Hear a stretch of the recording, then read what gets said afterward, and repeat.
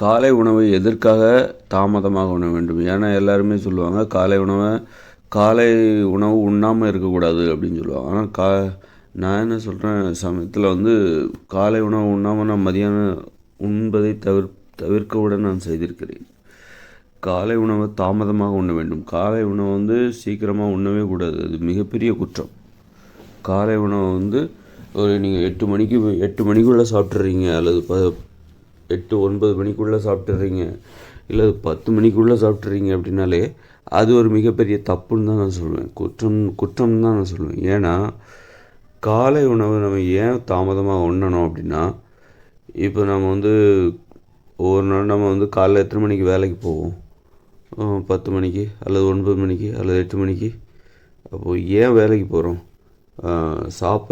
வேலைக்கு போகிறத விட தவிர்க்க முடியாத தேவை என்ன? பணம் சம்பாதிக்கிறோம். அந்த பணத்தை வச்சுட்டு என்ன பண்ணுறோம்? ட்ரெஸ் வாங்குகிறோம், ஏதோ ஒரு தேவைகளை வாங்குகிறோம். ஆனால் ட்ரெஸ்ஸு எப்போதும் வாங்குறதில்ல, டெய்லி வாங்குறதில்ல, அல்லது வந்து வேறு எந்த தேவையும் டெய்லி. ஆனால் தவிர்க்க முடியாத ஒரு தேவைன்னு ஒன்று இருக்குது. அதாவது ட்ரெஸ்ஸு கூட நம்ம வாங்காமல் இருக்கலாம். ஒரு வருஷத்துக்கு ஒரு வாட்டி, யாராவது 2 வருஷத்துக்கு முன்னாடி வாங்கின ட்ரெஸ்ஸை கூட நம்ம இப்போ போட்டுக்கிட்டே இருக்கலாம். வேறு எல்லா தேவையும் நம்ம வந்து தவிர்த்துக்கிட்டே வரலாம். ஆனால் ஒரு தவிர்க்க முடியாத ஒரு தேவைன்னு ஒன்று இருக்குது. அது வேறு ஒன்றுமே இல்லை, உணவு தான். உணவுக்கு அப்போ நம்ம வந்து வேலை செய்கிறோம் அப்படின்னா, தவிர்க்க முடியாத ஒரு தேவை தான் வந்து நாம் வேலை செய்கிறதுக்கு முக்கியமான காரணமாக இருக்குது, முதற் காரணமாக இருக்குது. வேறு எந்த காரணமும் 2வது காரணம் தான். நான் ட்ரெஸ் வாங்குறதுக்காக தான் வேலைக்கு போகிறேன், பணம் சம்பாதிக்கிறேன், அல்லது வந்து நான் வந்து வீடு கட்டணும், இப்படி வந்து, அல்லது நான் வந்து ஒரு கிரைண்டர் வாங்கணும், அல்லது ஒரு மிக்சி வாங்கணும். இந்த மிக்சி கூட உணவு சம்மந்தமாக தான் இருக்குது. அது ஒரு டிவி வாங்கணும். இது கூட டிவி கூட இல்லாமல் இருக்கலாம், அது உங்களுக்கு விருப்பம். ஆனால் வந்து உணவுங்கிறதுல அது வந்து யாராக இருந்தாலும் தவிர்க்கவே முடியாது. ஆக முதற் காரணம், யார் வேலைக்கு போனாலும், யார் பணம் சம்பாதிப்பதற்காக வேலைக்கு போனாலும், அதுக்கு முதற் காரணம் வந்து என்னென்னாக்கா வந்து இந்த உணவு தான். உணவுக்காக தான் எல்லோரும் வேலைக்கு போகிறாங்க. இப்போ நாம் தொழில் செய்கிறோம், பிற உயிரினங்கள் தொழில் செய்கின்றதா? ஆமாம், பிற உயிரினங்களும் தொழில் செய்யுது. பிற உயிரினங்கள் என்ன பண்ணுது? நேரடியாக உணவை தேடுகின்றன. உணவை வந்து நேரடியாக, இப்போ வந்து மாடு வந்து நேரடியாக மேய போயிடுது, புல் மேய போயிடுது. ஆடு என்ன பண்ணுது? இலைத்தழைகளை சாப்பிட்றதுக்காக தினமும் அவங்க நம்ம எப்படி தினமும் வேலைக்கு போகிறோமோ அதே மாதிரி தினமும் அவங்க வந்து உணவை தேட போயிடுறாங்க. எல்லா உயிரினங்களுமே, எறும்பும் உணவை தேடப்போ, அதுதான் அவங்களுக்கு தொழில். நாம் வந்து ஒரு உணவுக்காக பணத்தை சம்பாதிச்சு அந்த பணத்தை வச்சு உணவை வாங்குறதுக்காக நாம் என்ன பண்ணுறோம்? ஏதோ ஒரு வேலையை செய்கிறோம். இன்ஜினியரிங் செய்கிறோம், அல்லது வந்து ஒரு ஆசிரியராக இருக்கும், அல்லது ஒரு கலெக்டராக இருக்கும், அல்லது ஒரு எம்எல்ஏவாக இருக்கும், அல்லது ஒரு மோட்டார் மெக்கானிக்காக இருக்கும். இப்படி பலதரப்பட்ட வேலையை செய்கிறோம். ஆனால் அவங்க வந்து அப்புறம் அந்த பலதரப்பட்ட வேலையை செஞ்சு அதன் மூலம் கிடைக்கிற வருமானத்தை கொண்டு நாம் நம்முடைய தேவைகளை பூர்த்தி பண்ணிக்கிறோம். அப்படி பூர்த்தி பண்ணக்கூடிய தேவையில் முதன்மையான தவிர்க்க முடியாத தேவை தான் உணவு. ஆனால் பிற உயிரினங்கள் நேரடியாகவே உணவு தேட போயிடுறாங்க. அதனால் வந்து நேரடியாக உணவு தேட போயிடுறாங்க. அப்போது நேரடியாக உணவு தேட போகிற ஆடுகளோ மாடுகளோ என்ன பண்ணுவாங்க?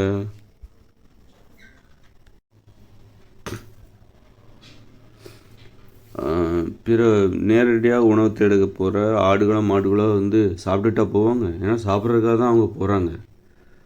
அப்போ வந்து அவங்க என்ன சாப்பிட்டுட்டு, டெய்லி நம்ம வந்து வேலைக்கு போகிறோம், நாம் என்ன பண்ணுறோம்?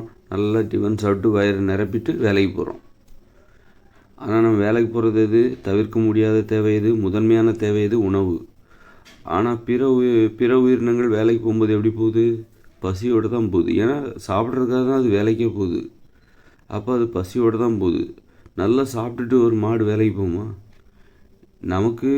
நமக்கு தொழில் வந்து இன்ஜினியரிங், டாக்டர், அல்லது வந்து கலெக்டர், ஆசிரியர், மோட்டார் மெக்கானிக், இதுதான் தொழில். ஆனால் அவங்களுக்கு தொழில் நாம் டாக்டர், இன்ஜினியரிங் அல்லது கலெக்டர் இந்த மாதிரி வேலைகளை செஞ்சு, மோட்டார் மெக்கானிக் இந்த மாதிரி வேலைகளை செஞ்சு, அல்லது வியாபாரம் இந்த மாதிரி வேலை செஞ்சு பணத்தை சம்பாதிச்சு அந்த பணத்தின் மூலமாக நம்ம நம்முடைய தேவைகளை பூர்த்தி பண்ணிக்கிறோம். அந்த தேவைகளில் முதன்மையான தேவை வந்து உணவு. தவிர்க்க முடியாத தேவையும் முதன்மையான தேவையும் உணவு.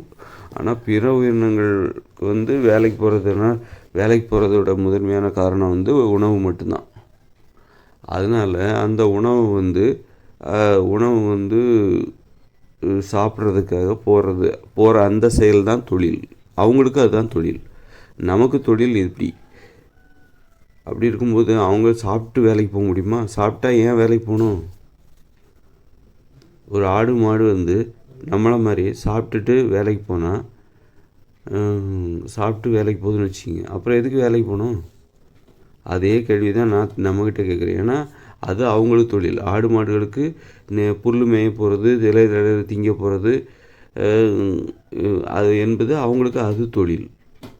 அப்போ அவங்க சாப்பிட்டுட்டு ஒரு மாடு வேலைக்கு போகுமா? போகாது. சாப்பிட்டா வேலைக்கே போகாது, படுத்து தூங்க ஆரம்பிச்சிடும். அப்போ மனித உயிர்கள் மட்டும் என்ன பண்ணுறாங்க அப்படின்னா, நல்லா சாப்பிட்டு வேலைக்கு போகிறாங்க. அப்போ இது எவ்வளோ பெரிய முட்டாள்தனம் பாருங்கள். நீ சாப்பிட்ட பிறகு ஏன்டா வேலைக்கு போகிற? அப்படி தான் நம்ம மூளை கேட்கும். ஏன்னா நம்ம வந்து நம்ம கரெக்டாக இருந்தாலும் சரி, ஆசிரியராக இருந்தால், விஞ்ஞானியாக இருந்தாலும் சரி, நம்ம வேலைக்கு போகிறதுக்கான காரணம் என்னென்னா, முதன்மையான காரணம் என்னன்னு சொல்லியிருக்கேன், உணவு தான். அந்த உணவு தான் நம்ம வேலைக்கு போகிறதுக்கான காரணம். அப்படி இருக்கும்போது நீ சாப்பிட்டு வேலைக்கு போனால் அது எவ்வளோ பெரிய முட்டாள்தனம் பாருங்கள். பசியோடு வேலைக்கு போகணும். அப்போ தான் அது வந்து உணர்வுபூர்வமாக இருக்கும். நல்லா சாப்பிட்டு வேலைக்கு போனால் நமது மூளை குழம்பிடும். எதுக்கு இவன் வேலைக்கு போகிறான்னே தெரியல, எதுக்கு இவன் வேலைக்கு போகிறான்? அதான் நல்லா சாப்பிட்டியடா, காலையில் எழுந்திரிச்ச 8 மணிக்கு உட்காந்து 4 இட்லி 2 பூரி 1 வடை நல்லா சாப்பிட்ட, அப்புறம் எதுக்கு வேலைக்கு போகிற? அதான் சாப்பிட்டுட்டுல, அப்புறம் ஏன் வேலைக்கு போகிற அப்படின்னு என்ன கேட்கும்? மூளை வந்து நம்மளை வந்து நாக்க பிடிங்கிற மாதிரி கேள்வி கேட்கும். அந்த கேள்வி கூட இவங்க காதில் விழ மாட்டேங்குது. காது செவிடாக போச்சு. நம்ம மனுஷங்க காதில் வந்து விட மாட்டேங்குது. சாப்பிட்ட பிறகு வேலைக்கு போனாக்கா உங்களுக்கு வேலை செய்கிற இன்ட்ரெஸ்டே வராது. கஷ்டப்பட்டு தான், நீ யாருக்கோ பயந்து தான் வேலை செய்வீங்க. பசியோடு வேலைக்கு போகணும். பசியோடு வேலைக்கு போனால் தான் உணர்வுபூர்வமாக வேலை செய்வீங்க. நீங்கள் யாருக்கும் போய்விட மாட்டீங்க, உங்களுக்கு நீங்கள் போய்விடுவீங்க. உங்கள் உடம்புல உள்ள அந்த பசிக்கு போய்விடுவீங்க. உணர்வுபூர்வமாக உங்களை ஏதோ வந்து எப்படி வந்து இந்த ஃபேன் தானாக சுற்றுது, சுவிட்சை போட்டு விட்டோன்னா தானாக சுற்றுதில்ல, அதே மாதிரி நம்ம வந்து வேலைக்குன்னு போகும்போது, பசியோடு வேலைக்கு போகும்போது நம்ம அப்படி வேலை செய்வோம். ஆனால் வந்து நிறைய பேருக்கு வேலைனாலே ரொம்ப கஷ்டமாக இருக்குது வேலை செய்கிறது. இப்போ இவங்க நல்லா சாப்பிட்டு வேலைக்கு போகிறாங்களா, அங்கே போயிட்டு அவங்களோட மேலதிகாரியோ அல்லது யாரோ ஒருத்தர் அதை இதை செய்யுன்னு சொல்லும்போது அதை கஷ்டப்பட்டு செய்கிறாங்க. ஏன்னா அவங்க வேலை செய்யணுங்கிற அவசியம் இல்லை. ஏன்னா அவங்க சாப்பிட்டாங்கன்னா எதுக்கு வேலை செய்யணும்? ஏன்னா சாப்பிட்றதுக்காக தான் நம்ம வேலையை செய்கிறோம். நம்ம வேலை செய்கிறதுக்கு என்ன தேவைன்னா, பசி தேவை. பசி இல்லாமல் வேலை செய்யக்கூடாது.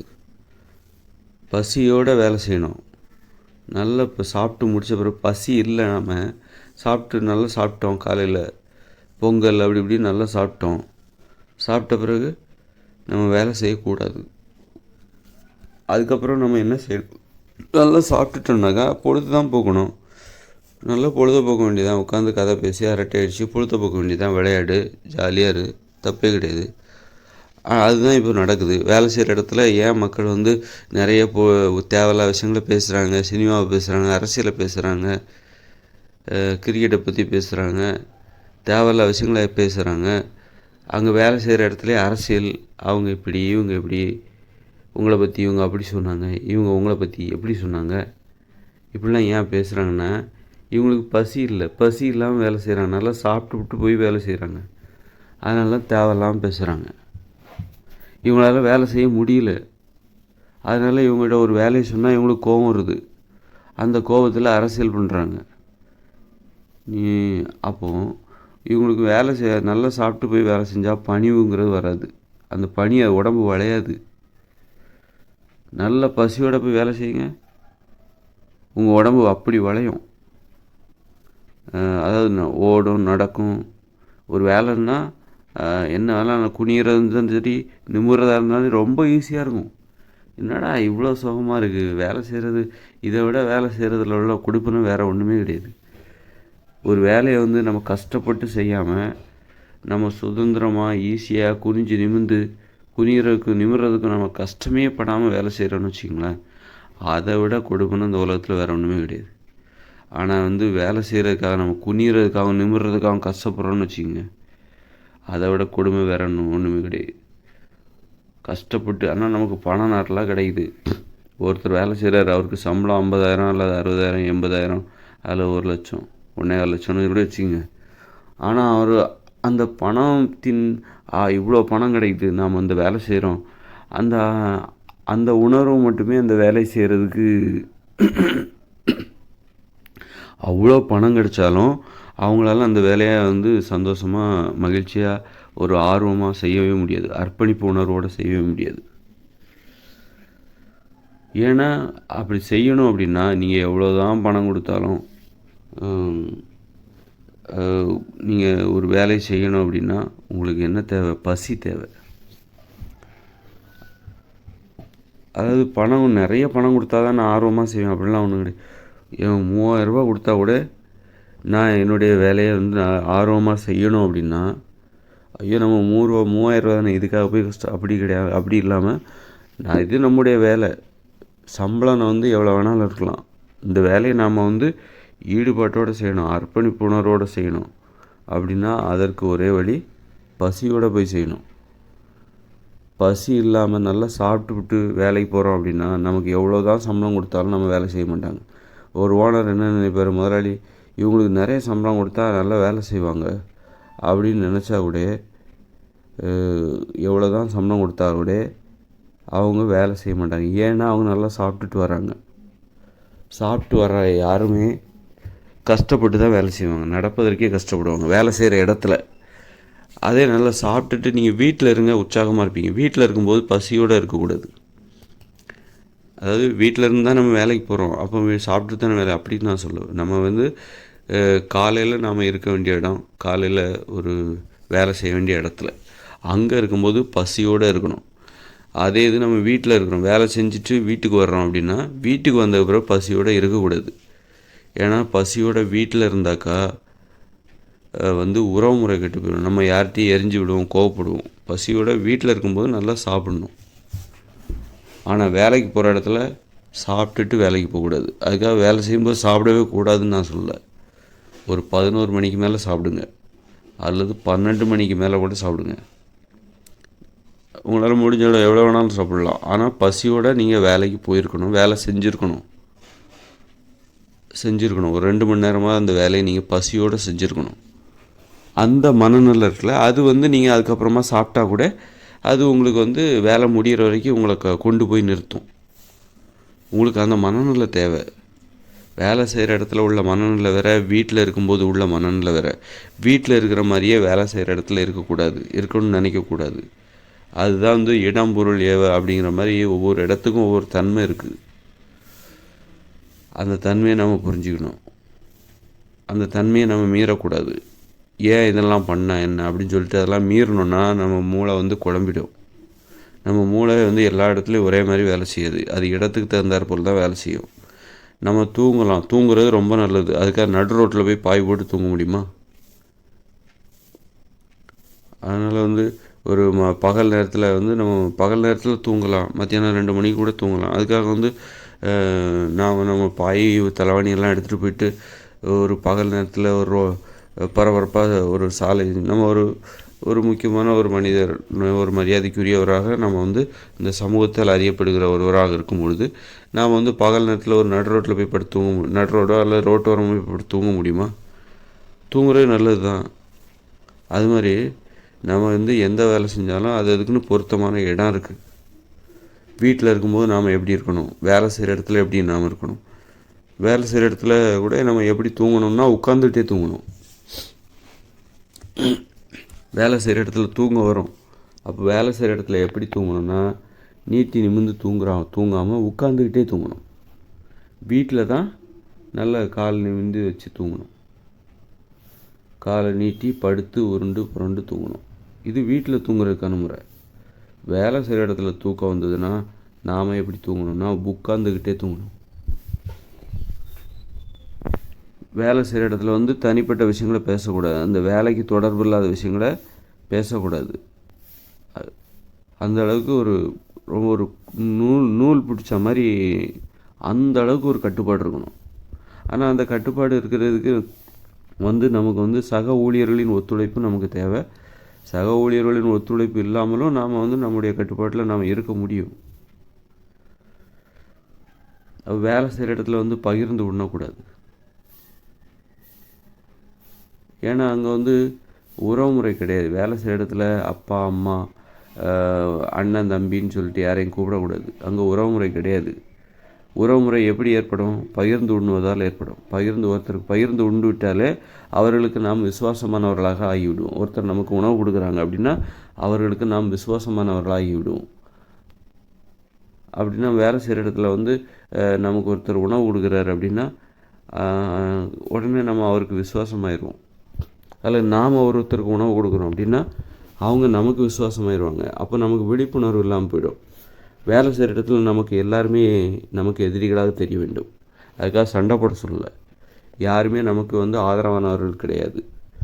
எல்லோருமே நமக்கு எதிரிகள் தான். நம்ம எல்லாத்துக்கும் காலையிலே போயிட்டு எல்லாத்துக்கும் ஒரு லட்டு கொடுத்துட்டு லட்டு கொடுத்துட்டு நீங்கள் வேலை செய்கிறீங்கன்னு வச்சிங்களேன், எல்லாத்துக்கும் நீங்கள் உணவு கொடுத்துட்டீங்க. ஒரு லட்டு ஒன்று கொடுத்துட்டீங்க, அதில் வேறு ஏதோ ஒரு உணவு கொடுத்துட்டீங்க. அதனால் என்ன ஆகுது அப்படின்னா அவங்க எல்லாருமே உனக்கு விசுவாசமாகிடுறாங்க. அப்போ நீங்கள் விழிப்புணர்வோடு இருக்க மாட்டீங்க. உட்காந்து ஓய்வு எடுக்க ஆரம்பிச்சிருவீங்க. ஏன் வேலை செய்யணும், ஓய்வு எடுக்காமல் வேலை செய்யணும், சுறுசுறுப்பாக இருக்கணும், சரியாக இருக்கணும், நேர்மையாக இருக்கணும். ஏன்னா மற்றவங்க உங்களை போட்டு கொடுத்துருவாங்க, காட்டி கொடுத்துருவாங்க. அப்போ நீங்கள் காலையிலே போயிட்டு அவங்களுக்கு ஏதாவது உணவு கொடுத்துட்டிங்கன்னா என்ன ஆகும் அப்படின்னா அவங்க உங்களுக்கு விசுவாசமாகிடுவாங்க. அவங்க உங்களுக்கு காட்டி கொடுக்க மாட்டாங்க. நீங்கள் ஒரு தப்பே செஞ்சால் கூட அதை அவங்க தப்பு செய்கிறாருன்னு நினச்சா கூட அவங்க சொல்ல மாட்டாங்க. ஏன்னா நீங்கள் அவங்க காலையிலே அவங்களுக்கு உணவு வேணும் லஞ்சம் கொடுத்துட்டீங்க. அதுக்கு தான் லஞ்சம் கொடுக்குறதுன்னு அர்த்தம். வேலை செய்கிற இடத்துல உணவை பகிர்ந்து கொள்வதற்கு என்ன பேருனா லஞ்சம் கொடுக்கறது. கையூட்டு. நீங்கள் செய்கின்ற தவறை மற்றவர்கள் கண்டுகொள்ளாமல். என்ன தவறு? வேலை செய்யாமல் இருக்கிறதே தப்பு தான். ஒரு ஈடுபாட்டோட ஒரு வேலையை செய்கிறதே ஒரு தப்பு தான். ஈடுபாட்டோட ஒரு வேலையை செய்யாமல் இருக்கிறதே ஒரு தப்பு தான். அர்ப்பணிப்பு உணர்வோட ஒரு வேலையை செய்யாமல் இருக்கிறதே தப்பு தான். அப்போ அந்த மாதிரி ஒரு வேலை கஷ்டப்பட்டு ஏன்டா ஒரு சோம்பேத்தனம், என்னடா இது வெறுப்பாக இருக்குது, ஐயோ நரகம் மாதிரி இருக்கும் வேலை செய்கிறது. இந்த மாதிரி வீட்டில் இவர் சாப்பிட்டு போயிடுறாரு. வீட்டிலேருந்து நல்லா சாப்பிட்டு வயிறு நிறைய தெம்பாக வேலைக்கு போகிறார். பசியே இல்லை, அந்த அளவுக்கு நல்லா சாப்பிட்டாரு. அப்புறம் என்ன பண்ணுறாங்க அப்படின்னா இவங்க என்ன பண்ணுறாங்க, வீட்டிலேருந்தே நல்லா சரி வேலை செய்கிற இடத்துல அவங்களுக்கு கொடுக்கணும், சக பணியாளர்களுக்கு கொடுக்கணும். என்ன பண்ணிட்டு அவங்க என்ன பண்ணுறாங்க, ஏதாவது உணவு எடுத்துகிட்டு போகிறாங்க. உணவு எடுத்துகிட்டு போகும்போது அங்கே உள்ளவங்களுக்கு கொடுக்குறாங்க. காலையிலே கொடுத்துட்றாங்க. இந்தாங்க எங்கள் வீட்டில் சமைச்சது வடை, மெதுவடை அப்படின்னு சொல்லிட்டு எல்லாத்துக்கும் கொடுத்துட்றாங்க. அல்லது வேறு ஏதோ ஒரு உணவு கொடுத்துட்றாங்க. நேற்று எங்கள் வீட்டில் பொங்கல் அதுக்காக பண்ணது தீபாவளி பலகாரம், எங்கள் வீட்டில் சுட்ட தீபாவளி பலகாரம், இந்தாங்க சாப்பிடுங்க அப்படின்னு சொல்லிட்டு எல்லாத்துக்கும் கொடுத்துட்றாங்க. வீட்டில் நல்லா சாப்பிட்டு வர்றாங்க. அப்புறம் வேலைக்கு போகிற இடத்துல எல்லாத்துக்கும் பகிர்ந்து வீட்டிலேருந்து எடுத்துகிட்டு வந்த பலகாரத்தை எல்லாத்துக்கும் கொடுக்குறாங்க. அப்போ இவங்களுக்கு பசி இல்லை.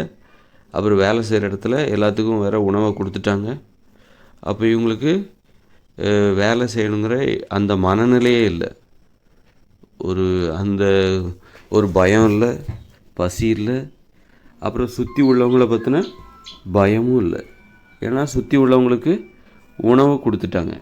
சுற்றி உள்ளவங்கள எல்லாத்தையும் தனக்கு சாதகமாக, தனக்கு ஆதரவாக, தனக்கு உண்மையானவர்களாக, தனக்கு விசுவாசமானவர்களாக மாற்றிட்டாங்க காலங்காத்தலே உணவு கொடுத்து. அப்போ இவங்க எப்படி வேலை செய்வாங்க? அப்போ இதுதான் நான் சொல்லக்கூடிய விஷயம் என்னன்னாக்கா, அப்போது வேலை செய்கிற இப்படி தான் இந்தியர்கள் எப்படி ஒரு முட்டாள்கள் அப்படிங்கிறதுக்கு இந்த அணுகுமுறை தான் ஒரு அடிப்படையான உதாரணம். இந்தியர்கள் முட்டாள்கள், வடிகட்டின முட்டாள்கள். எப்படின்னா அவங்களுக்கு எப்படி வாழணும்னு தெரியாது, எப்படி உழைக்கணும்னு தெரியாது, சோம்பேறிகள். யார் மேலேயா நம்பிக்கை வைப்பாங்க. தன் மீது நம்பிக்கை வைக்க மாட்டாங்க. அதனால தான் அவங்க இந்த மாதிரி குழப்பமான வேலைகளை செய்கிறாங்க. என்னென்னலாம் செய்கிறாங்க பாருங்கள். படிக்கிறது பார்த்தா தாய்மொழியில் கல்வி கற்க மாட்டாங்க, ஆங்கில மொழியில் கல்வி கற்பாங்க, அந்நிய மொழியில் கல்வி கற்பாங்க. அந்நிய மொழி எல்லாத்தையும் படிச்சுட்டு இருப்பாங்க, தாய்மொழியை விட்டுருவாங்க.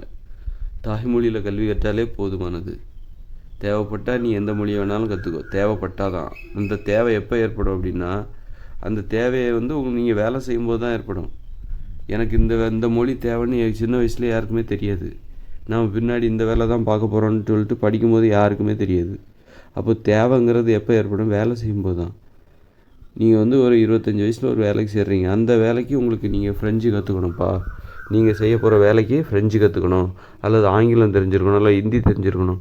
அப்போ நீ அந்த மொழியை கற்றுக்கோ. அப்படி தேவைப்படுற மொழியை கற்றுக்கிற தேவைங்கிறது எல்லாத்துக்குமே ஏற்படாது. யாராவது 1-2 பேத்துக்கு தான் ஏற்படும். ஆனால் இவங்க முன்கூட்டியே தேவையை முடிவு பண்ணி மற்ற எல்லா மொழியும் கற்றுக்குறாங்க, தாய்மொழியை விட்டுறாங்க. தாய்மொழி மூலமாக கல்வி, தாய்மொழி மூலமாக தொழில் செய்கிறது, தாய்மொழி மூலமாக இதுதான் சரியான நடைமுறை. அவங்க என்ன பண்ணுறாங்க? தாய்மொழியை விட்டுட்டு அந்நிய மொழியில் கல்வி கற்கிறாங்க, அந்நிய மொழியில் தொழில் செய்கிறாங்க, அந்நிய மொழியை கலந்து பேசுகிறாங்க. அந்நிய மொழி என்னும் விஷயத்தை கலந்து விட்டார்கள். அப்போ இது இந்தியர்களின் வடிகட்டின முட்டாள்தனத்துக்கு மிகப்பெரிய உதாரணம். அப்புறம் வேலை செய்கிற இடத்துல போகல இவங்க என்ன பண்ணுறாங்க? இது ஒரு முட்டாள்தனமா? அப்புறம் வேலை செய்யும்போது பசியோடு போக மாட்டேங்கிறாங்க, நல்லா சாப்பிட்டுட்டு போகிறாங்க, அங்கே போய் பகிர்ந்து உண்றாங்க. அப்போது இவங்க வேலையில் ஒரு ஈடுபாடு கிடையாது, சோம்பேறித்தனம், ஒரு அர்ப்பணிப்பு உணர்வு கிடையாது, தேவையில்லாத விஷயங்களை வேலையில் செய்கிறாங்க. அப்போ எப்படி அங்கே முன்னேற்றம் ஏற்படும்? அவங்க வாழ்க்கையிலையும் ஏற்படாது, அவங்க செய்கிற வேலையிலும் ஏற்படாது. அப்புறம் அதனால் காலை உணவை நம்ம சாப்பிடாம ஒரு 11 மணிக்கு மேலே சாப்பிட்ணும். இதனால் அசிடிட்டி வரும், அந்த இது வரும், இந்த இது வரும். அதுக்கு நம்ம என்ன பண்ணணும் அப்படின்னா, அசிடிட்டி வராமல் இருக்கணும். சரி, ஓகே, அதையும் ஒத்துக்கிறேன். சரி, காலை உணவு சாப்பிடாமல் இருந்தால், ஏன்னா மொதல் நாள் இரவு சாப்பிட்டது, மொதல் நாள் இரவு 8 மணிக்கோ அல்லது 7 மணிக்கோ சாப்பிட்ருப்பீங்க. நேற்று இரவு 7 மணிக்கோ 8 மணிக்கோ சாப்பிட்ருப்பீங்க. அப்புறம் இன்றைக்கி காலையில் 8 மணிக்கு ஏகப்பட்ட 12 மணி நேரம் கேப் ஆகிடுச்சு, இடைவெளி வந்துருச்சு, சாப்பிடாமல் இருக்கோம் நம்ம தூங்குகிற நேரம்லாம். அப்போது இன்றைக்கி காலைல 8 மணி. அப்போ காலையில் நீங்கள் என்ன பண்ணணும்? அசிடிட்டி வந்துடும் நீங்கள் பயப்படுறீங்க. ஓகே, நான் அது உண்மைன்னு ஒத்துக்கிறேன். அப்போ நீங்கள் என்ன பண்ணணுன்னா, அசிடிட்டி வராமல் இருக்கணும்னா ஒரு 4 மணத்தக்காளி கீரை எடுத்து காலையிலே சாப்பிட்ற வழக்கத்தை வச்சுக்கோங்க.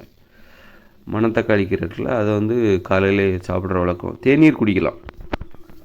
சரி, காலைல சாப்பிடக்கூடாது, தேநீர் குடிக்கலாமா, டீ குடிக்கலாமா? தேநீர்னால் என்ன? தேநீர்னால் இஞ்சி லெமன் டீ, துளசி டீ, இந்த மாதிரியான டீ குடிக்கணும். வெறும் இந்த மாதிரியான, அதாவது டீ குடிக்கூடாது, தேயிலை காப்பிலாம் குடிக்கக்கூடாது. இஞ்சி லெமன் டீ, ஒரு நாளைக்கு இஞ்சி லெமன் டீ, இன்னொரு நாளைக்கு வேறு ஒரு டீ, அது மாதிரி மூலிகை டீ, அது மாதிரி டீ காலையில் குடிக்கலாம். வேறு எதுவும் திட உணவு எதுவும் சாப்பிடக்கூடாது. திட உணவு எல்லாத்தையும் 11 மணிக்கு தான் மேலே தான். காலைல தண்ணி குடிக்கலாம், 1 லிட்டர் தண்ணி குடிக்கலாம், தப்பு கிடையாது, கண்டிப்பாக குடிக்கணும். அப்புறம் தேநீர் சாப்பிட்லாம், அதாவது மூலிகை தேநீர் 1 டம்ளர் சாப்பிட போகிறீங்க, அவ்வளோதான், அது தப்பே கிடையாது, கண்டிப்பாக அதை நீங்கள் செஞ்சே ஆகணும். அப்புறம் 1 லிட்டர் தண்ணி குடிக்கணும் காலையில். கண்டிப்பாக 1 லிட்டர் தண்ணி கட்டாயமாக குடிச்சாகணும், வலுக்கட்டாயமாக குடிச்சாகணும். அப்புறம் சாப்பாடு, திட உணவு சாப்பிடும்போது இரவு 11 மணிக்கு மேலே தான் இரவுல உளர்ற பாருங்க. காலை 11 மணிக்கு மேலே தான் சாப்பிட்ணும், அதுக்குள்ளே சாப்பிட்றாதீங்க. அப்போ தான் நீங்கள் உங்கள் வேலைக்கு உண்மையாக இருப்பீங்க. சரி, ஓகே, பசியோடு போயிட்டால் நான் என் வேலைக்கு உண்மையாக இருப்பேனா, சுறுசுறுப்பாக வேலை செய்வேனா அப்படின்னா, பசியோடு போயிட்டாக்கா நான் சுறுசுறுப்பாக வேலை செய்வேனா அப்படின்னு நீங்கள் கேட்கலாம். எப்போ நேர்மையாகவும் இருக்கணும், நம்ம செய்கிற வேலையில் நேர்மையாக இருக்கணும். அதாவது வேலை செய்கிற இடத்துல நம்முடைய சொந்த வேலையை செய்யக்கூடாது. நம்ம வீட்டில் செய்ய வேண்டிய வேலைகளை, அல்லது வீட்டில் ஏதாவது வேற ஒரு தொழில் செய்வோம். நம்ம 2 தொழில், இங்கே வட்டி விடுவோம், அந்த வட்டி கணக்கு போய் அங்கே செய்யக்கூடாது, அங்கே கணக்கு பார்க்கக்கூடாது. வேலை செய்கிற இடத்துல நமக்கு என்ன வேலையோ அந்த வேலைக்கு உண்மையாக இருக்கணும், அந்த வேலைக்கு தொடர்பான வேலைகளை மட்டும்தான் செய்யணும், மற்ற வேலைகளை செய்யக்கூடாது. அல்லது யாரோ ஒருத்தர் ஃபோன் பேசுகிறாங்க, அந்த ஃபோனுக்கு அதில் வந்து அதை அட்டன் பண்ணி நம்ம பேசலாம். அதுக்காக வந்து அரட்டை அடிக்கக்கூடாது. ஏதோ ஒரு யாரோ ஒரு உறவினர் பேசலாம், அல்லது நண்பர் பேசலாம், ஒரு தகவலை தெரிஞ்சுக்கிறதுக்காக கேட்கலாம். ஏதாவது ஒரு விஷயத்த அவங்க கேட்கலாம். ஆனால் அதே நேரத்தில் அரட்டை அடிக்கக்கூடாது. ஏதாவது அந்த மாதிரி அரட்டை அடிக்காமல் மற்றபடி பேசலாம். ஒரு 2 நிமிஷம் 3 நிமிஷம் பேசலாம். ஏன்னா நம்ம வந்து 8 மணி நேரம் வேலை செய்கிற இடத்துல இருக்கோம். அப்போ இதெல்லாம் நம்ம மற்றவங்கள்ட்ட ஃபோனில் பேசுகிறத நம்ம தவிர்க்க முடியாது, தவிர்க்கவும் கூடாதுன்னு தான் சொல்லுவேன். அதையும் நம்ம ஏற்றுக்கணும். இதெல்லாம் தவிர்க்க முடியாதோ அதெல்லாம் ஏற்றுக்கவும் செஞ்சுக்கணும். ஏற்றுக்கிட்டு யாரோ ஒருத்தர் பேசுகிறாங்க, ஏதோ ஒரு முக்கியமான விஷயத்த பேசுகிறாங்க, அதை நம்ம பேசிக்கலாம். முழுமையாக சில இடத்துல ஃபோனை வாங்கி வச்சுருவாங்க, ஃபோனே எடுத்து பேச முடியாது. அந்தளவு கட்டுப்பாடுகள்லாம் இருக்குது. அந்த மாதிரி பேசலாம். பசியோடு போகணும். 11 மணிக்கு மேலே தான் நம்ம சாப்பிட்ணும் காலை உணவை. அப்புறம் மத்தியானம் 11 மணிக்கு சாப்பிட்டா மத்தியானம் எங்கே சாப்பிட, ஒரு 2 மணிக்கு கூட சாப்பிட்ணும். அதில் 11 மணிக்கு குறைவாக சாப்பிட்ணும். 2 இட்லி 3 இட்லி அந்த மாதிரி குறைவாக சாப்பிட்ணும். அப்போ தான் மத்தியானம் சாப்பிட முடியும். மத்தியானம் பசிக்கும். மத்தியானம் வந்து பசிக்கும். அதனால் 11 மணிக்கு சாப்பிடுங்க. அப்படி இல்லையா ஏன் 12 மணிக்கு கூட சாப்பிடுங்க. சரி, அல்சர் வந்தால் என்ன பண்ணுறது? காலையில் வந்து லேட்டாக சாப்பிட்டா அல்சர் வந்துடுமா? அல்சர்லாம் வராது. எப்படி அல்சர் வரும்? வயிறு காலியாக கிடந்தால் அல்சர் வந்துடுமா? அப்போ நைட்டு ஃபுல்லாக காலியாக தான் கிடக்குது. இப்போ நம்ம பகலில் என்ன பண்ணுறோம், 4 மணி நேரத்துக்கு ஒரு வாட்டி சாப்பிட்றோம். நைட்டு என்ன பண்ணுறோம், நைட்டு 8 மணிக்கு, நேற்று நைட்டு 8 மணிக்கு சாப்பிட்டோம். அப்புறம் 4 மணி நேரம் கழித்து திரும்ப சாப்பிடணும்ல. ஆனால் நம்ம வந்து 8 மணிக்கு சாப்பிட்டோம். அதுக்கப்புறம் 4 மணி நேரம் கழித்து 12 மணி நேரம் ஆகுது. நடுராத்திரி 12 மணி நேரம். அப்போ சாப்பிட்ணும்ல. ஆனால் அப்போ நம்ம என்ன பண்ணிகிட்ருக்கோம், தூங்கிட்டுருக்கோம். அப்போ அதனால் நம்ம சாப்பிட முடியாது. சரி, அப்போ தூங்கிட்டுருக்கோம். 12 மணி நேரம், அடுத்த 4 மணி நேரங்கிறது எப்போ? 4 மணி ஆகுது, அதிகாலை 4 மணி நேரம். அப்போவும் நம்ம தூங்கிட்டு தான் இருக்கிறோம். அப்போவும் நம்ம சாப்பிடல. அப்புறம் அதிகாலை 4 மணிக்கு அப்புறம் அதுலேருந்து ஒரு 4 மணி நேரத்தை எக்ஸ்டெண்ட் பண்ணுங்கள். 8 மணி ஆகுது, காலையில் 8 மணி. அப்போவும் நாம் சாப்பிட்ணும். அப்போவும் நாம் சாப்பிடல. சிலர் 9 மணிக்கு தான் சாப்பிடுவாங்க. அப்போ இந்த 8 காலை 8லேருந்து 9 மணி வரைக்குள்ள உங்களுக்கு அல்சர் வர்றதுக்கான வாய்ப்பு இல்லையா? வராது. அதெல்லாம் அல்சர் வராது. சரி, வந்துடும்னு நீங்கள் பயந்தீங்கன்னா அதற்கான வேலைகளை செய்யணும். என்ன செய்யணும் அப்படின்னா, இந்த மணத்தக்காளி கீரையை வந்து சாப்பிட்ணும். அது மாதிரி நிறைய மூலிகை இருக்குது. இந்த மாதிரி அப்புறம் வந்து நாம் சாப்பிட்ற சாப்பாட்டில் மிளகாயை தவிர்க்கணும், புளியை தவிர்க்கணும். புளியை வந்து ரொம்ப குறைக்கணும். என்னைக்காவது ஒரு நாள் தான் புளியை எடுத்துக்கணும், வாரத்தில் ஒரு நாள் கொஞ்சமாக. மிளகாயை முற்றிலும் தவிர்க்கணும். நாம் சாப்பிட்ற உணவு தேங்காயை சாப்பிட்ணும். பச்சை தேங்காயை வந்து டெய்லி சாப்பிட்ணும், ஒரு துண்டாவது சாப்பிட்ணும். இப்படி அல்சர் வருவதை தவிர்ப்பதற்கு, அல்சர் என்கிற பிரச்சனையை பற்றி நாம் கொஞ்சம் கூட அச்சப்படாமல் இருப்பதற்கு நிறைய உணவு முறைகள் இருக்குது. அதையெல்லாம் நம்ம எடுத்துக்கிறதே இல்லை. மாதுளம்பழம் சாப்பிட்ணும், பழங்கள் சாப்பிட்ணும், காய்கறிகள் சாப்பிட்ணும், கொய்யாப்பழம் சாப்பிட்ணும், தினமும் அல்லது ஒரு நாள் விட்டு ஒரு கொய்யாப்பழம் சாப்பிட்ணும், கேரட் சாப்பிட்ணும். இப்படி அல்சர் வருவதற்கான வாய்ப்பை ஏற்படுத்துகிற உணவுகளை சாப்பிட்டுட்டு இருக்கிற அந்த வழக்கத்தை கைவிடணும். அப்படிலாம் பண்ணாங்க, நம்ம அல்சரை பற்றி பயப்பட தேவையில்லை. அதனால் அல்சர்லாம் வராது. அதனால் அல்சர் வந்துடுமோன்னு பயப்படாதீங்க. அல்சர் அப்படி வந்துடும் நினைக்கிறதே சும்மா நம்மளை வந்து சாப்பிட்றதுக்காக ஏதாவது ஒரு காரணம் சொல்கிறது. சாப்பிட்ணும், உங்களுக்கு சாப்பிடாமல் இருக்க முடியாது, காலைல வந்து சாப்பிட்ணும் அப்படிங்கிறதுக்காக அதுக்கு ஏதாவது ஒரு நம்மளுக்கு நாமே ஒரு காரணத்தை சொல்லிக்கிட்டு சாப்பிட்றது. அதனால் வந்து காலை உணவு வந்து வேலைக்காக, நாம் செய்கிற வேலைக்கு உண்மையாக இருக்கணும் அப்படிங்கிற விஷயத்துக்காக காலை உணவை 11 மணிக்கு மேலே சாப்பிடுங்க. அதுதான் வந்து ஒரு நேர்மை, நம்ம வேலைக்கு செய்கிற நேர்மை. வெளிநாட்டுக்காரங்களை பார்த்திங்கன்னா அவங்க உழைப்புக்கு பேர் போனவங்க, வேலையில் ரொம்ப உண்மையாக இருப்பாங்க. யார்? இந்த ஆங்கிலேயர்கள். காலை உணவை பார்த்திங்கன்னா ரொம்ப குறைவாக சாப்பிடுவாங்க. அது கூட தப்பு தான். திட உணவு எதையும் எடுத்துக்கூடாது. அவங்க சின்னதாக வந்து காலை உணவெல்லாம் நம்மளை மாதிரி ஆடம்பரமாக சாப்பிட மாட்டாங்க. அப்படி வடை பொங்கல் அப்படின்லாம் சாப்பிட மாட்டாங்க. அவங்க சின்னதாக ஏதாவது ஒன்று சாப்பிடுவாங்கன்னு நினைக்கிறேன். யார்? இந்த உழைப்புக்கு பேர் போன வெள்ளையர்கள் அல்லது வெள்ளை நிறத்தவர்கள் அல்லது வந்து இந்த ஆங்கிலேயர்கள், அமெரிக்காக்காரங்க காலை நேரத்தில் அதிகமாக சாப்பிட மாட்டாங்க. ஏன்னா அவங்களுக்கு உழைப்பை பற்றி தெரியும், எப்படி உழைக்கணும். ஏன் அவங்க உழைப்புக்கு பேர் போனவர்களாக இருக்காங்க அப்படின்னா, அவங்க உழைப்பை பற்றி அத்தனை நுணுக்கங்களும் தெரியும். கடினமாக உழைப்பவர்கள் ஒரு உழைப்புக்கு தான் அவங்க முக்கியத்துவம் கொடுப்பாங்க. வேலையில் நேர்மையாக இருப்பாங்க. கடமை மீறுறதுக்கு தான் லஞ்சம் வாங்குவாங்க. கடமை செய்கிறதுக்கே நம்மளால் லஞ்சம் கேட்பான். நம்மளால் ஒரு சோம்பேறி. ஏன்னா அவன் ஒரு குழப்பவாதி. நம்மளால் ஒரு குழப்பவாதி. எதுக்கு லஞ்சம் கேட்கணும் அப்படிங்கிறதே இவங்களுக்கு தெரில. நம்மளுக்கு அவங்க லஞ்சம் கேட்குறான், அவங்கள பார்க்குறது. அமெரிக்காக்காரங்க லஞ்சம் வாங்குறாங்க, அதனால் நாம் லஞ்சம் வாங்கலாம். அமெரிக்காக்காரன் ஏன் லஞ்சம் வாங்குறான்? அமெரிக்காக்காரன் ஆங்கிலத்தில் பேசுகிறான், அதனால் நான் ஆங்கிலத்தில் பேசுகிறேன். அமெரிக்காக்காரங்க லஞ்சம் வாங்குறாங்க, அப்போ நானும் லஞ்சம் வாங்குகிறேன். அவங்க கடமை மீறுறதுக்காக லஞ்சம் வாங்குறாங்க. அமெரிக்காக்காரங்க ஆங்கிலத்தில் பேசுகிறாங்கன்னா அது அவங்க தாய்மொழி. அமெரிக்காக்காரங்களோ அல்லது மேலை நாட்டவர்களோ லஞ்சம் வாங்குறாங்கன்னா கடமை மீறுறதுக்கு தான் லஞ்சம் வாங்குறாங்க. நீ கடமை செய்கிறதுக்கே லஞ்சம் கேட்குற. லஞ்சம் கொடுத்துட்டு தான் இங்கே கடமையை யார் நம்முடைய தேவைகளை நிறைவேற்றுறக்காக நம்ம எந்த அலுவலகத்துக்கு, அரசு அலுவலகங்களோ அது எந்த அலுவலகத்துக்கு போனாலும் சரி, நம்ம லஞ்சம் கொடுக்கறது வேலை முடிஞ்சோடனே எதாவது கொடுக்கணும். அவங்களுக்கு சம்பளம் கொடுக்குறாங்க, அது வேறு, நம்ம எதாவது கொடுக்கணும். அப்படி ஆயிட்டாங்க நம்ம ஆட்கள். அந்தளவுக்கு ரொம்ப அதி புத்திசாலிகள் நினைப்பு நம்ம ஆட்களுக்கு. முட்டாள்கள் என்னை பொறுத்தவரையில். நம்ம குழப்பவாதிகள், மிகப்பெரிய குழப்பவாதிகள். அவங்க இளைய தலைமுறை எல்லாத்தையும் நாசம் பண்ணி வச்சுருக்காங்க நம்ம ஆட்கள் எல்லாருமே. இந்த மாதிரி ஆங்கில அந்நிய மொழிகளை தெளிக்கிறது, வேலையில் எப்படி ஒழுக்கமாக நடந்துக்கணும், நேர்மையாக இருக்கணும், பசியோடு போகிறது கிடையாது. பசியோடு இவங்க போகிறதே கிடையாது. இப்போ நல்லா சாப்பிட்டுட்டு போகிறது, சாப்பிட்டு இவங்க போகிறது. அதனால் இவங்களுக்கு வேலையில் இவங்களால் உண்மையாகவே இருக்க முடியாது. அதனால் நல்லா பசியோடு போகணும். பசியோடு போனால் தான் அந்த வேலையை உண்மையாக செய்ய முடியும். அங்கே இன்னும் வேலை செய்கிற இடத்துல நம்ம கடைபிடிக்க வேண்டிய விஷயங்கள்லாம் இருக்குது. அப்போது முன்னேறிய மேலை நாட்டக்காரங்க இருக்காங்களா, அவங்களாம் காலை உணவு ரொம்பவும் குறைவாக தான் சாப்பிடுவாங்க. அப்போ மத்தியானம் கொஞ்சம் அதிகமாக சாப்பிடுவாங்க. அப்புறம் இரவு நேரம் பார்த்தா, இரவு நேரம் தான் 1 மணி நேரம் உட்காந்து சாப்பிடுவாங்க. குடும்பத்தோடு உட்காந்து 1 மணி நேரம் இரவு உணவுக்கு அவ்வளோ முக்கியத்துவம் கொடுப்போம். ஏன்னா நல்லா வேலை செஞ்சுட்டு களைச்சி போய் அதுக்கப்புறம் அவங்க குடும்பத்தோடு உட்காந்து நல்லா சாப்பிடுவாங்க இரவு நேரத்தில் அப்படின்னு சொல்லிட்டு நான் கேள்விப்பட்டிருக்கேன். அப்படிங்கும்போது ஏன்னா அவங்களுக்கு தெரிஞ்சிருக்கு, உழைப்பில் உழைப்பிற்கான தொழில்நுட்பம் அவங்களுக்கு தெரிஞ்சிருக்கு, நுட்பங்கள் தெரிஞ்சிருக்கு. உழைப்பு வெறுமனே முரட்டுத்தனமானதோ அல்லது அப்படி கிடையாது. அதில் நுட்பங்கள் இருக்குது.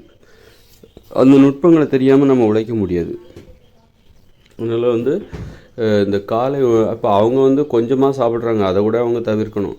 அந்த தேநீர் தான் சாப்பிட்ணும். ஒரு 11 மணிக்கு குறைவான உணவு சாப்பிடணும். அல்லது குறைவான உணவு சாப்பிட்றத விட 11 மணிக்கு பழங்களை சாப்பிடலாம். காலை உணவாக முதல் நேர உணவாக பழங்களை சாப்பிடலாம்.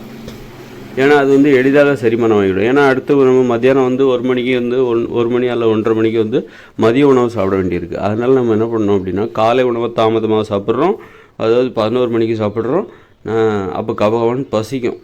அப்போ காலைல 11 மணிக்கு சாப்பிட்றோம். அப்புறம் காலை உணவாக என்ன சாப்பிட்ணும் அப்படின்னா பழங்களை சாப்பிடலாம், தேங்காய் சாப்பிடலாம். நீங்கள் இப்போ சொல்லுவாங்கள்ல, காலை உணவு லேட்டாக சாப்பிட்டா அல்சர் வந்துடும்னு சொல்லுவாங்க. அப்போ பழங்களை சாப்பிடலாம். அல்சர்லாம் வராது, சொல்கிறேன். அது ஒரு தேங்காய் சாப்பிடலாம். ஒரு துண்டு தேங்காய், 2 வாழைப்பழம், அப்படி ஏதாவது கொய்யாப்பழம், ஆரஞ்சு பழம், திராட்சை பழம், இந்த மாதிரி பழங்களை சாப்பிட்டா அப்போ அடுத்து மத்தியான உணவு சாப்பிட்றதுக்கு நமக்கு எந்த தடையும் இருக்காது. காலையில் சாப்பிட்டோன்னா காலையிலே ஒரு 11 மணிக்கு இட்லியோ பூரியோ பொங்கலோ ஏதோ சாப்பிட்டோன்னு வச்சுக்கிங்க. அப்புறம் பசிக்காது, மத்தியான உணவு சாப்பிட முடியாது. அதனால் என்ன பண்ணுறது, இன்னும் காலை உணவாக பழங்களை சாப்பிட்றது தான் கரெக்டாக இருக்கும். அப்போது இந்த மாதிரி ஒரு வழக்கம் வச்சுக்கிட்டா நம்ம வேலை செய்கிறது நமக்கு ரொம்ப ஈஸியாக இருக்கும். எந்த சிரமமும் இருக்காது. அந்த வேலையில் நமக்கு முன்னேற்றம் ஏற்படும், புகழ் கிடைக்கும், புகழ்ச்சி கிடைக்கும். நம்ம உண்மையாக இருப்போம், வேலைக்கு உண்மையாக இருப்போம். வேலைக்கு வெறுமனே சாப்பிடாம ஒரு 11 மணிக்கு சாப்பிட்டா நம்ம வேலையில் ஈடுபாடு வந்துருமான்னா அப்படி வந்துடாது. இன்னொரு கடமையும் இருக்குது. வேலையில் நேர்மையாக இருக்கணும், வேலைக்கு நேர்மையாக இருக்கணும். அங்கே அதாவது நம்முடைய நோக்கம் வேலையில் நேர்மைன்னா அப்படி இந்த மாதிரி லஞ்சம் வாங்கக்கூடாது. நம்முடைய வேலை எதுவோ அதில் கவனமாக இருக்கணும். நம்முடைய வேலைக்கு தொடர்பு இல்லாத வேலைகளை அங்கே செய்யக்கூடாது. இன்னொன்று பகிர்ந்து உண்ணக்கூடாதுன்னு சொன்னேன். அது வேலைக்கான நேர்மை கிடையாது. பகிர்ந்து உண்ணக்கூடாது அப்படின்னா அவங்கவுங்க சாப்பாடு வச்சுட்டு எப்படி ஒருத்தர் பார்த்துட்டு மற்றவங்களுக்கு கொடுக்காம எப்படி சாப்பிட்றது அப்படின்னா பகிர்ந்து உண்ணக்கூடாது அப்படின்னா என்ன பண்ணணும், இன்னொரு ஏற்பாடு இருக்குது. வேலை செய்கிற இடத்துல வேலை செய்கிறவங்களுக்கு உணவு கொடுக்கணும், அந்த நிறுவனமே உணவு கொடுக்கணும்.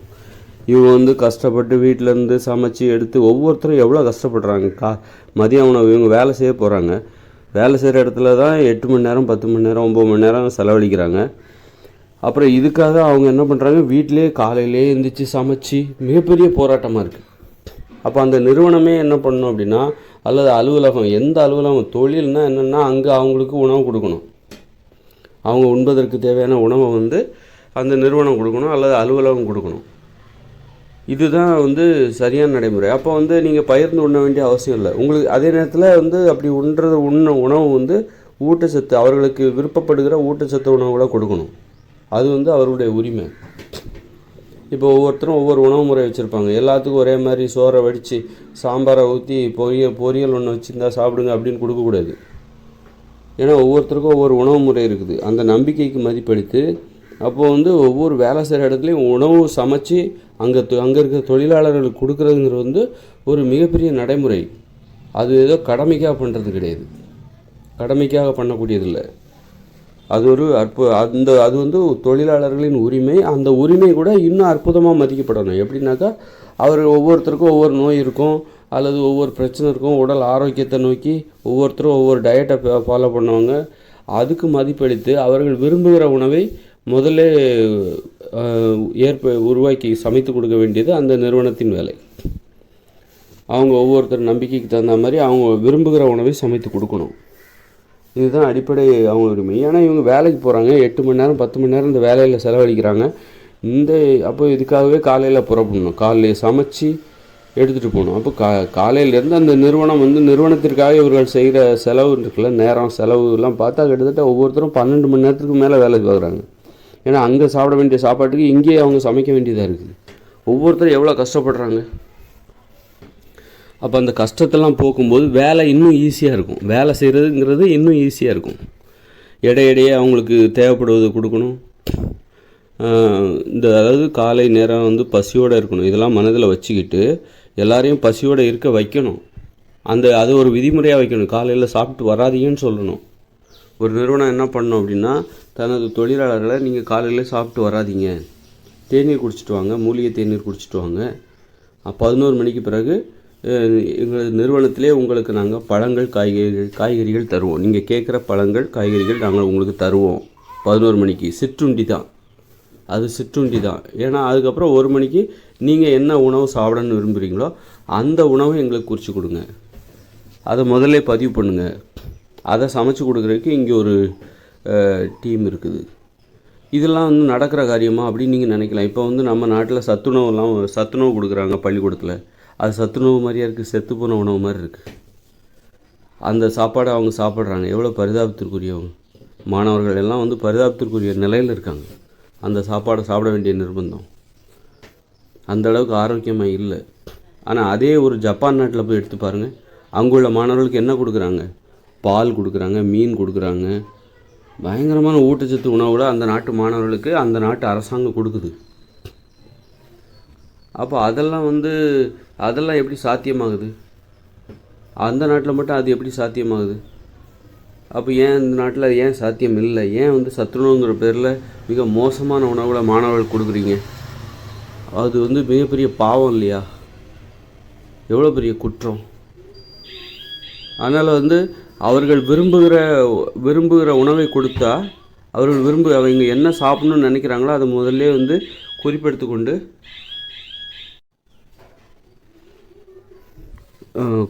கொண்டு அவர்களுக்கு கொடுக்கணும்.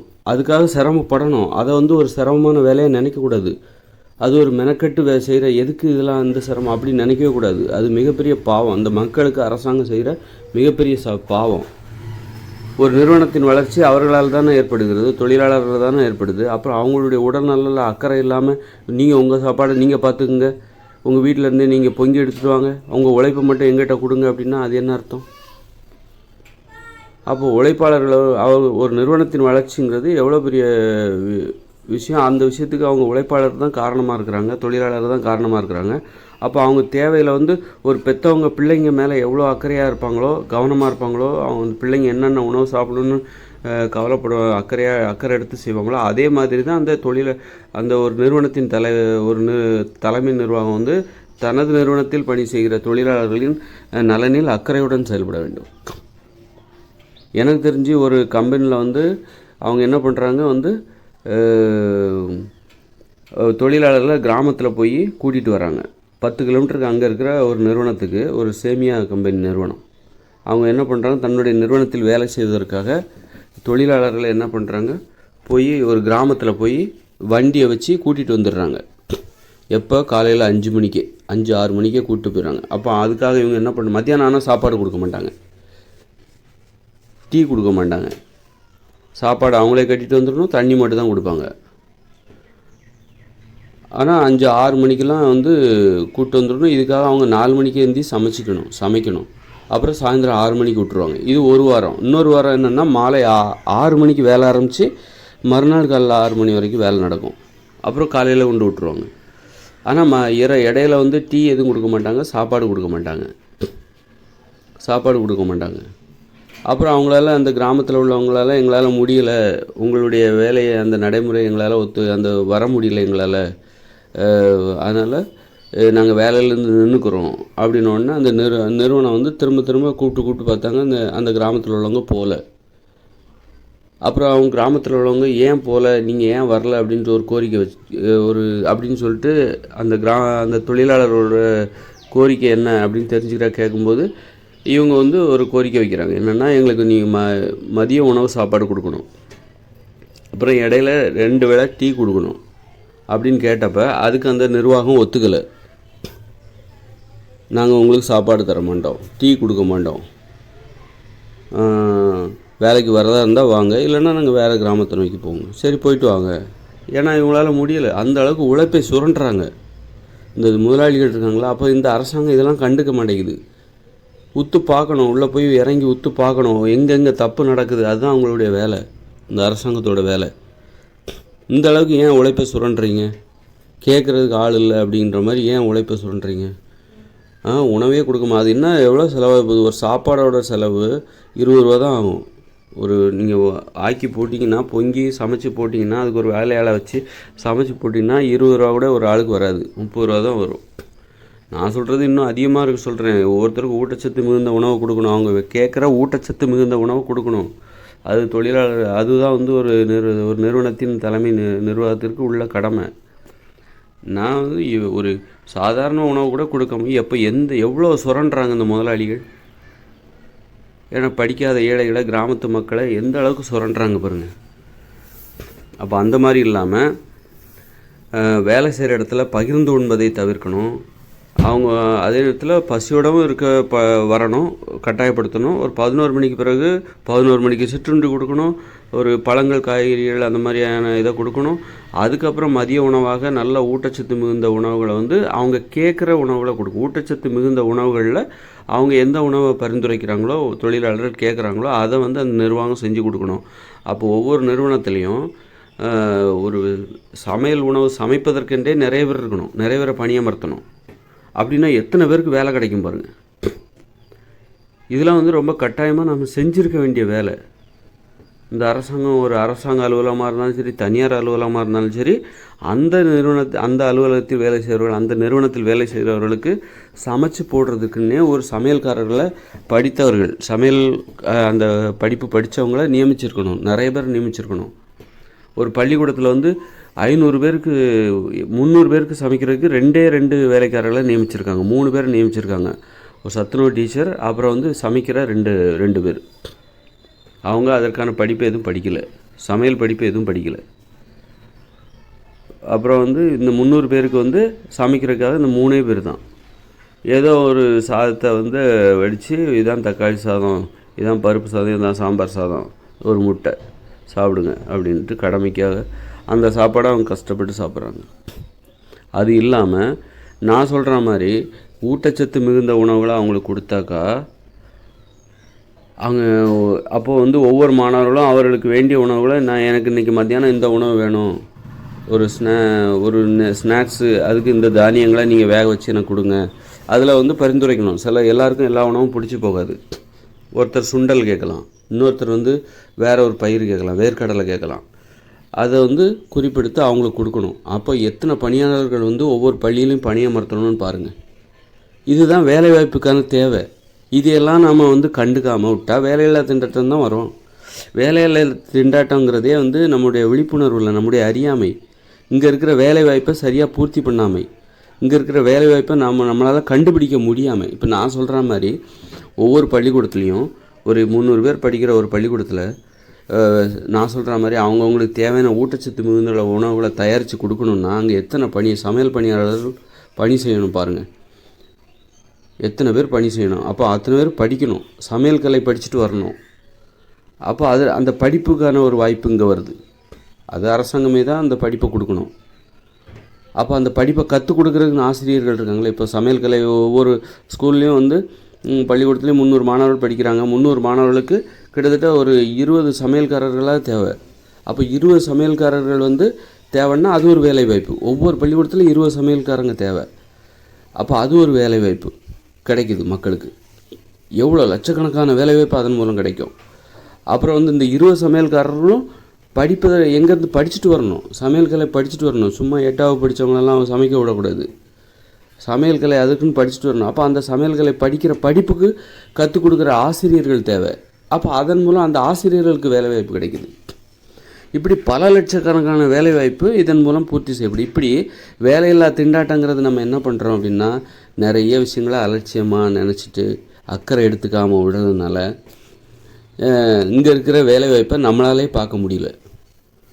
கஞ்சத்தனம் இதெல்லாம் ஆனால் சொந்த வீட்டுக்கு மட்டும் வேலைக்காரங்களை வச்சுப்பாங்க. ஒரு அரசியல்வாதி என்ன பண்ணுவார், அவருடைய சொந்த வீடு, அவர் வீட்டில் 4 பேர் தான் இருப்பாங்க. ஆனால் அவர் வீட்டில் வேலை செய்கிறவங்க 4-5 பேர் இருப்பாங்க. சமயக்காரங்களே 4 பேர் இருப்பாங்க. ஆனால் அதே அரசியல்வாதி என்ன பண்ணுவார், ஒரு 300 பேர் படிக்கிற ஒரு பள்ளிக்கூடத்தில் அங்கே இருக்கிற மாணவர்களுக்கு சமைச்சு போடுறதுக்கு 3 பேரை தான் நியமிக்கணும். அப்படி இது கஞ்சத்தனம். தன்னுடைய வாழ்க்கையை ஆடம்பரமாக வச்சுக்கிட்டு பொதுமக்களுடைய வாழ்க்கையில் கஞ்சத்தனத்தை திணிக்கிறது. தன்னுடைய வாழ்க்கையை ஆடம்பரமாக, ஏன்னா பொதுமக்களோட பணத்தை தான் இவங்க எடுத்துக்கிறாங்க. எடுத்து தன்னை வந்து ஆடம்பரமாக வாழ வச்சுக்கிட்டு பொதுமக்கள்கிட்ட அந்த கஞ்சத்தனத்தை திணிக்கிறது. பணம் இல்லை அப்படின்னு கொள்ளையடிக்கிறாங்க. கொள்ளையடிச்சிட்டு மிச்சம் மீதி போக பிசுரை வந்து மக்களுக்கு கொடுக்குறது. அப்போ வேலைவாய்ப்புங்கிறது வந்து இப்படி தான் ஏகப்பட்ட வேலைவாய்ப்பு வந்து நம்ம கண்ணுக்கு தெரியாமல் இருக்குது. நம்ம அக்கறை எடுத்துக்கணும். நிறைய வேலைவாய்ப்புங்க இருக்குது. யாரும் வேலைக்கு ஆள் கிடைக்கலன்னு சொல்லணும். வேலைக்கு ஆள் கிடைக்காத திண்டாட்டம் அப்படின்னு சொன்னால் மட்டும்தான் அது பொருத்தமானது. அந்த ஒரு நிலைக்கு நம்ம போகணும். இது வந்து வெளிநாட்டில் இருக்குது. வேலைக்கு ஆள் கிடைக்கல அவங்களுக்கு. அவங்க எல்லா வேலையும் கரெக்டாக சரியாக பூர்த்தி பண்ணுறாங்களா? முன்னேறிய நாடுகள்லாம் அந்த அமெரிக்கா அல்லது வந்து இங்கே, அதனால தான் இங்கேருந்து அங்கே போனால் கூட போகிறாங்க. அவங்களுக்கெல்லாம் வந்து வேலைக்கு ஆள் கிடைக்க மாட்டேங்குது. அப்போ என்ன பண்ணுறாங்க, அவங்களுக்கு ஊதியத்தை அதிகமாக கொடுக்க வேண்டியதை அப்போ வந்து அவளுடைய நலன் பாதிக்கப்படுது, தொழிலாளர்களின் நலன் பாதிக்கப்படுது. இங்கே வந்து வேலைக்கு ஆள் இருக்காங்க, நிறைய பேர் இருக்காங்க. ஆனால் வேலை கொடுக்க முடியல, அவங்களுக்கு வேலை கொடுக்க முடியல. வேலையை கண்டுபிடிப்பதற்கே நமக்கு அறிவு தேவை. நாம் மூட நம்பிக்கையில் ஊறி போயிருக்கோம். நம்மளுக்கு ஒரு சுய சிந்தனை இல்லை, தன்னம்பிக்கை இல்லை. அந்நிய மொழியில் நாம் கல்வி கற்றுக்கொண்டு இருக்கிறோம், அந்நிய மொழியில் தொழில் செய்து கொண்டு இருக்கிறோம். நமக்கு எப்படி ஒரு சுய சிந்தனை இருக்கும்? சுய சிந்தனை என்பது சுயமொழியிலேருந்து வரணும், தாய்மொழியிலேருந்து வரணும். அதுதான் சுய சிந்தனை. நாம் வந்து படிப்பதற்கும் தொழில் செய்வதற்கும் அந்நியர்களிடம் மொழியை கடன் வாங்கி படித்து கொடுத்துட்ருக்கோம். அந்த அளவுக்கு அப்படி இருக்கிறனால நம்முடைய வேலைவாய்ப்பை நம்மளால் கண்டுக்க முடியல. அப்போ என்ன ஆகுது அப்படின்னா, இங்கே சரியான வேலை இல்லை, வேலைக்கு ஏற்ற ஊதியம் இல்லை. அப்போ குற்றவாளிகளாக மாறுவாங்க. அப்போ நிறைய சம்பாதிக்கணும்னா இவங்க என்ன பண்ணுறாங்க, கைவிட்டு வாங்குவாங்க, லஞ்சம் வாங்குவாங்க. இந்த ஆங்கில மொழி கல்வி, வழிக்கல்வி, அதாவது அந்நிய மொழி வழியாக நம்ம கல்வி கற்கிறதுனால இங்கே நிறைய லஞ்சம் பெருகும், ஊழல் பெருகும், திறமையில் வந்து குறைவு ஏற்படும். கடமை செய்கிறதுக்கே லஞ்சம் வாங்குவாங்க. அப்போ அந்த மாதிரி நிறைய பிரச்சனைலாம் வருது. அதனால் வந்து வேலைவாய்ப்பு இப்போ இந்த மாதிரி பகிர்ந்து உண்பதை தடுக்கணும் அப்படின்னா மாணவர்கள் கூட என்ன பண்ணணும், பகிர்ந்து உண்ணக்கூடாது பள்ளிக்கூடத்தில். ஏன்னா பள்ளிக்கூடங்கிறது என்னது, பள்ளிக்கூடங்கிறது வந்து அதுவும் தொழில் செய்வதற்கான ஒரு ஆரம்ப கட்ட பயிற்சி தான். அவங்க படித்து முடித்து என்ன பண்ண போகிறாங்க, தொழில் தான் செய்ய போகிறாங்க. அப்போ பள்ளிக்கூடங்கிறது என்னது? அது ஒரு தொழிற்பயிற்சி நிலை தான். தொழிற்பயிற்சி ஆரம்பகட்ட பயிற்சி கொடுக்கின்ற ஒரு இடம் தான். அந்த பள்ளிக்கூடம் என்பது, கல்லூரி என்பது படித்து முடிச்சுட்டு இப்போ நாளைக்கு அவங்க ஒரு தொழில் இன்ஜினியர் ஆகணும், டாக்டர் ஆகணும், அல்லது ஒரு மோட்டார் மெக்கானிக் ஆகணும், விஞ்ஞானி ஆகணும், அல்லது எதுவாக ஆனாலும் அதற்கு என்ன தேவை? இந்த பள்ளி படிப்பு தான் தேவை. பள்ளி படிப்புலேருந்து தான் அதோட தொடர்ச்சி தான் நாளைக்கு அவங்க நாளைக்கு ஒரு தொழிற்படிப்பை கற்றுக்க போகிறாங்க. இந்த பள்ளி கல்லூரி படிப்புங்கிறது அதுவும் ஒரு தொழிற்படிப்பு தான். அவங்களும் ஒரு தொழிலாளர் தான். இப்போ படித்து முடிச்சிருப்பாங்க. சில கம்பெனியில் என்ன பண்ணுவாங்கன்னா, இவங்க போய் பயிற்சி எடுப்பாங்க, அப்ரெண்டிஸ்ன்னு சொல்லுவாங்களே, அதுக்கே சம்பளம் கொடுப்பாங்க பயிற்சி எடுக்கிறதுக்கு. அது கூட ஒரு கல்வி தானே. அவங்க பயிற்சி எடுக்கிறது, அந்த வேலையை செய்கிறதுக்கான பயிற்சி, அதுக்கு ஒரு சம்பளம் கொடுப்பாங்க. அப்படின்னா என்ன பண்ணணும் அப்படின்னா, இந்த பள்ளிக்கூடத்தில் படிக்கிற பசங்களுக்கே நம்ம சம்பளம் கொடுக்கணும். மாணவிகளுக்கு நம்ம சம்பளம் கொடுக்கணும். குறைஞ்சபட்சம் இப்போ இன்றைய காலகட்டப்படி ஒரு 3000 கொடுக்கணும். ஏன்னா நாளைக்கு அவங்க தான் நாளைக்கு வேலை செய்ய போகிறாங்க. அவங்க சம்பாதிக்க போகிறாங்க, உற்பத்தியை பெருக்க போகிறாங்க. நாளைக்கு அவங்க வரி கட்ட போகிறாங்க. அந்த வரியில் தானே இந்திய பொருளாதாரம் உயருது, ஒவ்வொரு நாட்டோட பொருளாதாரம் உயருது. அப்போ அவங்களுக்கு சம்பளம் கொடுக்க வேண்டாமா? அப்போ அவங்களோட வரி மட்டும் தேவை, அவங்களோட வரி மூலம் உயர்ந்த அந்த பொருளாதாரம் மட்டும் தேவை. ஆனால் அவங்களுக்கு நீங்கள் படிக்க வைக்கிறதுக்கு சம்பளம் கொடுக்க மாட்டீங்களா? அதான் இப்போ என்னென்னா, எவ்வளோ பெரிய அநீதி என்னென்னா, இவங்க படிக்கிறதுக்கே காசு கொடுத்து படிக்க வேண்டியதாக இருக்குது. சரி, இலவசமாக படிக்க வைக்கிறாங்க, புத்தகம் கொடுக்குறாங்க, சத்துணவு போடுறாங்க, கல்வி எதுவும் வாங்கலை அரசு பள்ளிகளில். இது ஒரு நல்ல விஷயம். ஆனால் இது மட்டும் போதாது, அவங்களுக்கு சம்பளம் கொடுக்கணும். அதுவே மிகப்பெரிய அநீதி. சம்பளம் கொடுக்காமல் அவங்களுக்கு படிக்க வைக்கிறதே மிகப்பெரிய அநீதி. அவங்க யாருக்காக படிக்கிறாங்க? அவங்களுக்காக மட்டுமா படிக்கிறாங்க? இந்த நாட்டுக்காகவும் தானே படிக்கிறாங்க. நாளைக்கு அவங்க சம்பாதிச்சு நாளைக்கு ஒரு உற்பத்தியை பண்ணுவாங்க. அதன் மூலம் இந்த நாட்டுக்கு வருமானம் கிடைக்குது. கோடிக்கணக்கான வருமானம் இந்த மக்கள் செலுத்துகிற ஒவ்வொரு பொருளும், நம்ம கடையில் வாங்குகிற ஒவ்வொரு மிட்டாய், ஒவ்வொரு பொருள், ஒரு சோப்பு வாங்கினா கூட அதன் மூலம் இந்த இந்தியாவுக்கு வருமானம் போகுது, இந்த நாட்டுக்கு வருமானம் போகுது. கோடிக்கணக்கான வருமானம் இந்த மக்களுடைய. அப்போ அந்த மக்களை நீங்கள் படிக்க வைக்க மாட்டீங்களா? படிக்கிறதுக்கு சம்பளம் கொடுக்க மாட்டீங்களா? சம்பளம் கொடுக்கணும். அப்போ யாராவது படிக்க மாட்டேன், படிப்பை நிறுத்துவாங்களா? படிக்கிறதுல ஏதாவது தடை இருக்குமா? சம்பளம் கொடுத்து படிக்க வச்சா அதில் ஏதாவது தடை இருக்குமா? அப்போ சம்பளம் கொடுத்து அவங்கள படிக்க வைக்கணும். இன்றைய காலகட்டத்துக்கு ஒரு 3000 கூட. அப்போ அவங்க சுயமரியாதையோடு இருப்பாங்க. பெற்றோர்களுக்கு பிள்ளைகள் சுமைகளாக இருக்க மாட்டாங்க. பெற்றோர்களுக்கு தங்கள் பிள்ளைகள் பிள்ளைகளை கஷ்டப்பட்டு அப்போ என்ன பண்ணுவாங்கன்னா, இப்போ பெற்றவங்க கஷ்டப்பட்டு அவங்க உழைப்பில் பிள்ளைகளை படிக்க வைக்கும்போது என்ன பண்ணுவாங்கனாக்கா, பெற்றோர்கள் தங்கள் விருப்பப்படி தான் பிள்ளைகளை வளர்ப்பாங்க. தாங்க சொல்கிறது தான் கேட்கணும் நீ அப்படின்ட்டு. ஏன்னா நான் தான் உனக்காக செலவு பண்ணுறேன், முழுக்க நான் தான் கஷ்டப்படுறேன், உனக்கான கனவை நான் கண்டு கொண்டு இருக்கிறேன், நான் சொல்கிறபடி நீ கேளு, நான் சொல்கிற படிப்பை நீ படி, உன்னுடைய விருப்பத்திற்கு வாழ்வதற்கு உனக்கு உரிமை இல்லை, எங்கள் விருப்பத்திற்கு நீ வாழ், ஏனென்றால் நாங்கள் தான் உனக்கு செலவு செய்கிறோம் அப்படின்னு சொல்லிட்டு அந்த பெற்றவங்க பிள்ளைகளுடைய வாழ்க்கையில் தலையிடுவதற்கு இதுதான் காரணம், இந்த அரசாங்கம் தான் காரணம். ஏன்னா அந்த அரசாங்கம் நாங்கள் உங்களுக்கு எதுவும் செய்ய மாட்டோம், உங்களுக்கு படிக்க வைக்க மாட்டோம், இப்போ அதே நேரத்தில் உங்களுக்கு படிக்கிறதுக்கு சம்பளம் கொடுக்க மாட்டோம். அப்படியே இந்த அரசாங்கம் என்ன கைவிரிச்சிருக்கு. இப்போ பள்ளிக்கூடத்தில் ஏன் அங்கே அவங்க விரும்புகிற உணவை சமைச்சு கொடுக்கணும், வீட்டிலேருந்து எடுத்துகிட்டு வரக்கூடாது. அப்படி கொடுக்கும்போது யாரும் பகிர்ந்து உண்ண மாட்டாங்க. பள்ளிக்கூடத்தில் உள்ள பசங்களே பகிர்ந்து உண்ணக்கூடாது. அப்போ தான் அவங்களால ஊக்கமாக இருக்க முடியும். இல்லைன்னா பகிர்ந்து உண்ணது மூலம் அங்கே நட்பு ஏற்படும், காதல் ஏற்படும், அப்புறம் வாடா மச்சான் ஒரு போட்டி உணர்வே இல்லாமல் போயிடும்.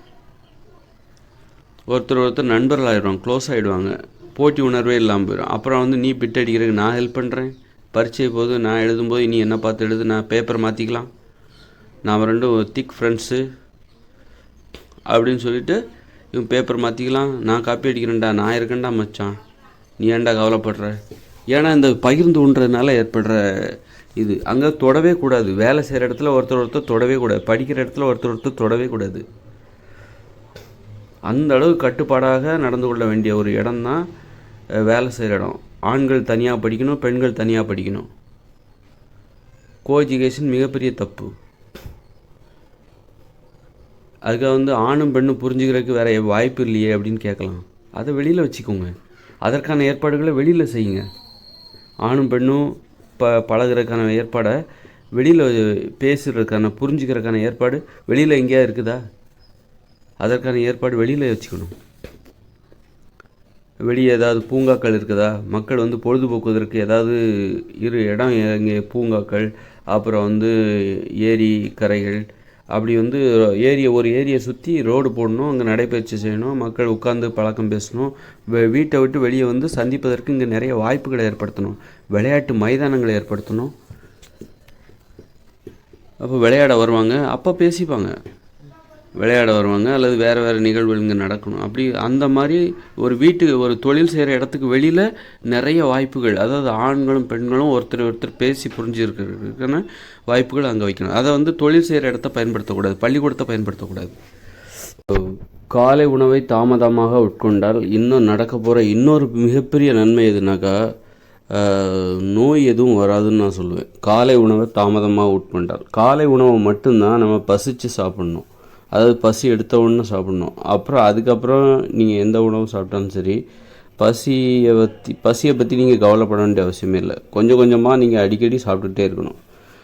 ஆனால் காலை உணவை மட்டும் நீங்கள் பசித்து சாப்பிட்டா போதும்.